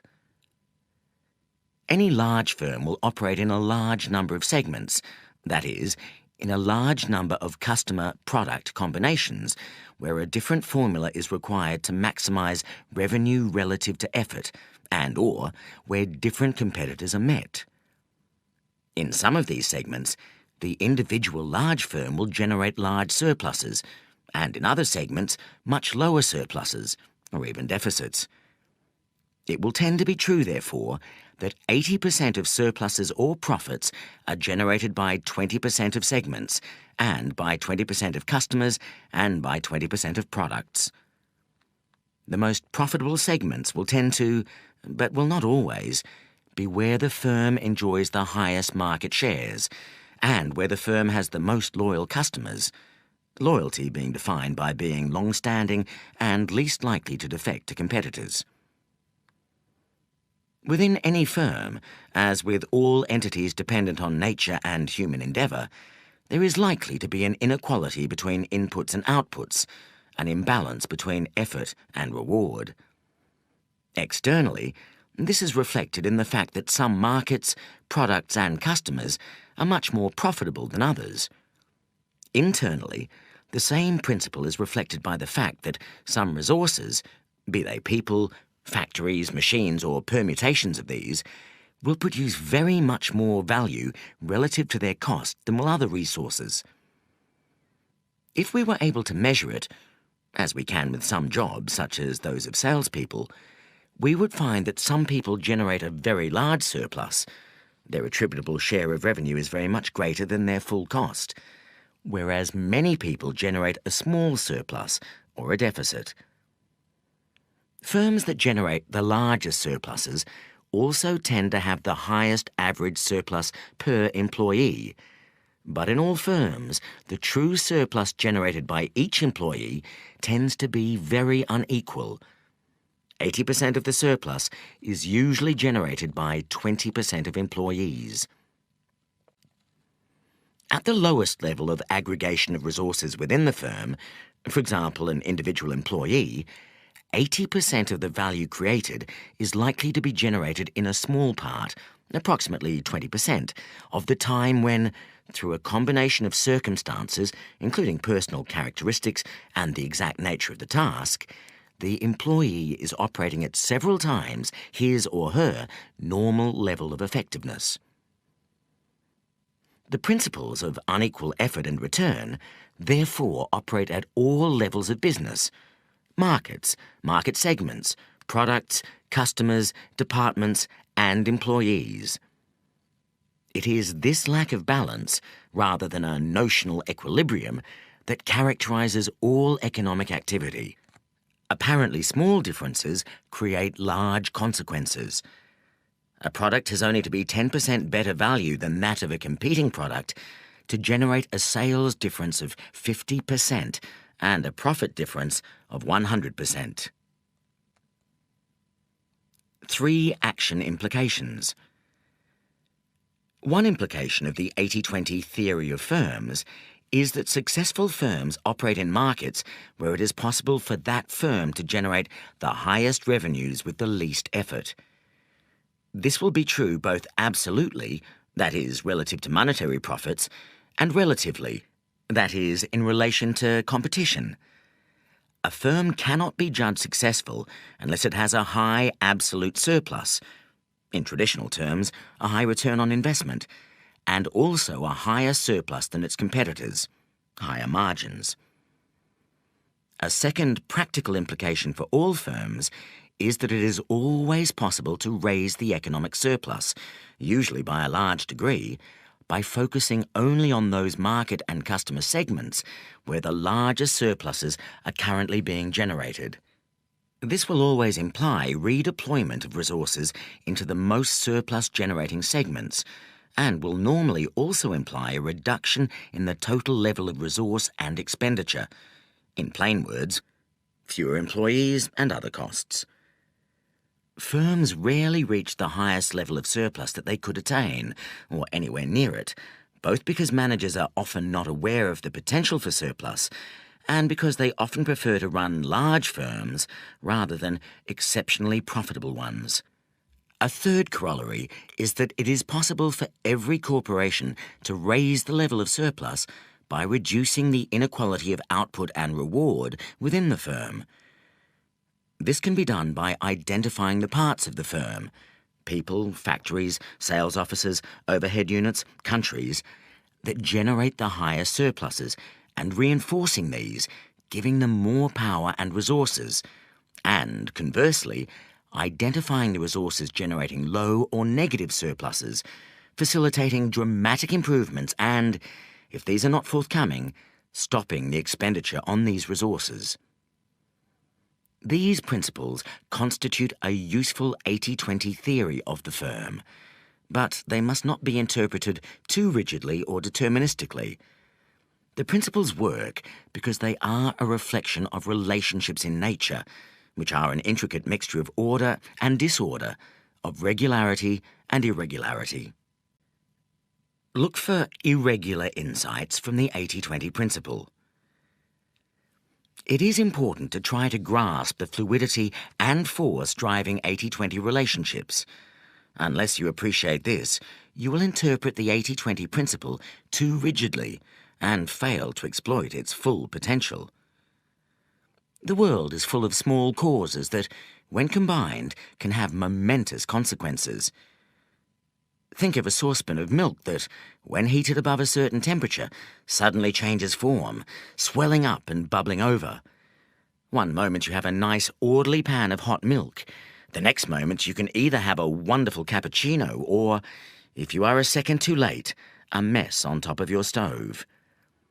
Things take a little more time in business, but 1 year you can have an excellent and very profitable IBM dominating the computer industry, and before long, a combination of small causes resulting in a blinded monolith staggering to avoid destruction. Creative systems operate away from equilibrium. Cause and effect, input and output, operate in a non-linear way. You do not usually get back what you put in. You may sometimes get very much less and sometimes get very much more. Major alterations in a business system can flow from apparently insignificant causes. At any one time, people of equal intelligence, skill and dedication can produce quite unequal results as a result of small structural differences. Events cannot be predicted, although predictable patterns tend to recur. Identify lucky streaks. Control is therefore impossible, but it is possible to influence events and, perhaps even more important, it is possible to detect irregularities and benefit from them. The art of using the 80-20 principle is to identify which way the grain of reality is currently running and to exploit that as much as possible. Imagine you are in a crazy casino full of unbalanced roulette wheels. All numbers pay odds of 35 to 1, but individual numbers come up more or less frequently at different tables. At 1, number 5 comes up 1 time in 20. At another table, it only comes up 1 time in 50. If you back the right number at the right table, you can make a fortune. If you stubbornly keep backing number 5 at a table where it comes up 1 time in 50, your money will all disappear, regardless of how high your starting bank. If you can identify where your firm is getting back more than it is putting in, you can up the stakes and make a killing. Similarly, if you can work out where your firm is getting back much less than it is investing, you can cut your losses. In this context, the where can be anything. It can be a product, a market, a customer or type of customer, a technology, a channel of distribution, a department or division, a country, a type of transaction, or an employee, type of employee, or team. The game is to spot the few places where you are making great surpluses and to maximize them, and to identify the places where you are losing and get out. We have been trained to think in terms of cause and effect, of regular relationships, of average levels of return, of perfect competition, and of predictable outcomes. This is not the real world. The real world comprises a mass of influences where cause and effect are blurred, and where complex feedback loops distort inputs, where equilibrium is fleeting and often illusory, where there are patterns of repeated but irregular performance, where firms never compete head-to-head and prosper by differentiation, and where a few favoured souls are able to corner the market for high returns. Viewed in this light, large firms are incredibly complex and constantly changing coalitions of forces, some of which are going with the grain of nature and making a fortune, while others are going against the grain and stacking up huge losses. All this is obscured by our inability to disentangle reality, and by the calming, averaging, and highly distorting effects of accounting systems. The 80-20 principle is rampant but largely unobserved. What we are generally allowed to see in business is the net effect of what happens, which is by no means the whole picture. Beneath the surface there are warring positive and negative inputs that combine to produce the effect we can observe above the surface. The 80-20 principle is most useful when we can identify all the forces beneath the surface, so that we can stop the negative influences and give maximum power to the most productive forces. How companies can use the 80-20 principle to raise profits. Enough of history, philosophy, and theory. We now switch gears to the intensely practical. Any individual business can gain immensely through practical application of the 80-20 principle. It is time to show you how. Chapters 4 to 7 cover the most important ways to raise profits via the 80-20 principle. Chapter 8 closes Part 2 with hints on how to embed 80-20 thinking into your business life so that you can gain an unfair advantage over colleagues and competitors alike. We start in the next chapter with the most important use of the 80-20 principle in any firm, to isolate where you are really making the profits and, just as important, where you are really losing money.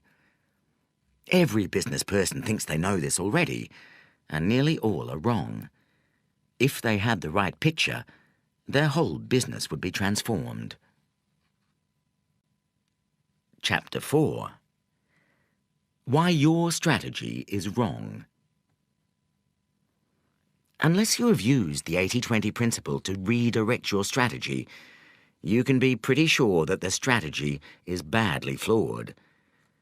Almost certainly you don't have an accurate picture of where you make and lose the most money. It is almost inevitable that you are doing too many things for too many people. Business strategy should not be a grand and sweeping overview. It should be more like an underview, a peek beneath the covers to look in great detail at what is going on. To arrive at a useful business strategy, you need to look carefully at the different chunks of your business, particularly at their profitability and cash generation. Unless your firm is very small and simple, it is almost certainly true that you make at least 80% of your profits and cash in 20% of your activity and in 20% of your revenues. The trick is to work out which 20%. Where are you making the most money? Identify which parts of the business are making very high returns, which are just about washing their faces, and which are disasters. To do this, we will conduct an 80-20 analysis of profits by different categories of business. By product or product group type. By customer or customer group type. By any other split that appears to be relevant for your business for which you have data, for example by geographical area or distribution channel. By competitive segment. Start with products. Your business will almost certainly have information by product or product group.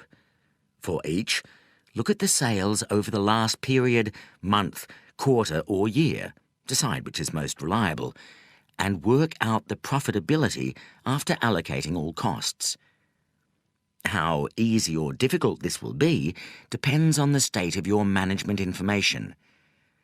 What you need may all be readily available, but if not, you'll have to build it up yourself. You are bound to have sales by product or product line, and almost certainly the gross margin, sales less cost of sales.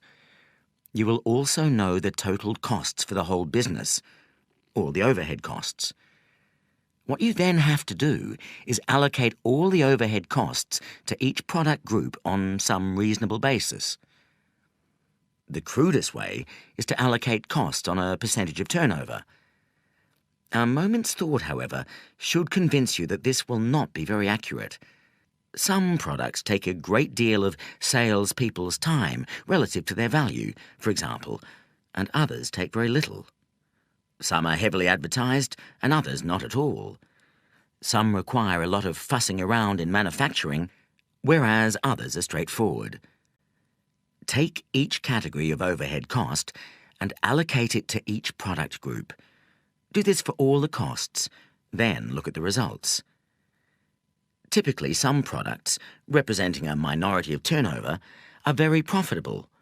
Most products are modestly or marginally profitable, and some are making really large losses once you allocate all the costs. I recently conducted a study of an electronic instrumentation group, which had 8 groups of products that I labelled from A to H. Comparing the sales, income, and return on sales for each group with the company total, I could see that product group A accounted for only 3% of sales, but for 10% of profits. Product groups A, B and C accounted for 20% of sales, but for 53% of profits. When I compiled an 80-20 table and an 80-20 chart, this was very clear. We have not yet found the 20% of sales that account for 80% of profits, but we are on our way. If not 80-20, then 67-30. 30% of product sales account for almost 60% of profits. Already you may be thinking about what can be done to raise the sales of product groups A, B and C. For example, you might want to reallocate all sales effort from the other 80% of business, telling salespeople to concentrate on doubling the sales of products A, B and C and not to worry about the rest. If they succeeded in doing this, sales would only go up by 20%, but profits would rise more than 50%. You might also already be thinking about cutting costs or raising prices in product groups D, E and F, or about radical retrenchment or total exit from product groups G and H. What about customer profitability? After products, go on to look at customers. Repeat the analysis, but look at total purchases by each customer or customer group. Some customers pay high prices but have a high cost to serve. These are often smaller customers. The very big customers may be easy to deal with and take large volumes of the same product, but screw you down on price. Sometimes these differences balance out, but often they do not. For the electronic instrumentation group I studied, I broke the customers into 4 groups and labelled them types A to D. Type A customers are small, direct accounts paying very high prices and giving very fat gross margins. They are quite expensive to service, but the margins more than compensate for this. Type B customers are distributors who tend to place large orders and have very low costs to serve, yet for one reason or another find it acceptable to pay fairly high prices, mainly because the electronic components bought are a tiny fraction of their total product costs. Type C customers are export accounts paying high prices. The snag with them, however, is that they are very expensive to service. Type D customers are large manufacturers who bargain very hard on price and also demand a great deal of technical support and many specials. An 80-20 chart and table that compared each group's sales, income and return on sales with the company's total revealed a 59-15 rule and an 88-25 rule. The most profitable customer category accounted for 15% of revenues, but 59% of profits, and the most profitable 25% of customers yielded 88% of profits. This was partly because the most profitable customers tended to take the most profitable products, but also because they paid more in relation to their cost to service. The analysis led to a successful campaign to find more A and B customers, the small direct customers and the distributors. Even taking account of the cost of the campaign, the result was very profitable. Prices for C customers, the export accounts, were selectively raised and ways found to lower the cost of servicing some of them, particularly by greater use of telephone rather than face-to-face selling. The D customers, large manufacturers, were dealt with individually. 9 of these accounted for 97% of D sales. In some cases, technical development services were charged for separately. In others, prices were raised, and 3 accounts were tactically lost to the company's most hated competitor after a bidding war. The managers really wanted the competitor to enjoy these losses. 80-20 analysis applied to a consultancy firm. After products and customers, take any other split of business that appears especially relevant to your business. There was no special analysis in the case of the instrumentation company, but, for example, for a strategy consultant client of mine, a simple split of projects into large and small categories was very helpful. The figures showed a 56-21 rule. Large projects constituted only 21% of turnover, but gave 56% of profits. Another analysis split the business into old clients, more than 3 years old, new clients, less than 6 months old, and those in between. The figures showed that 26% of the business, old clients, made up 84% of the profits, an 84-26 rule. The message here was to strive above all to keep and expand long-serving clients who were the least price-sensitive and who could be served most cheaply. New clients who do not turn into long-serving clients were recognised as being loss-makers, leading to a much more selective approach to pitching for business. Pitches were only made where it was believed the company concerned would turn into a long-term client.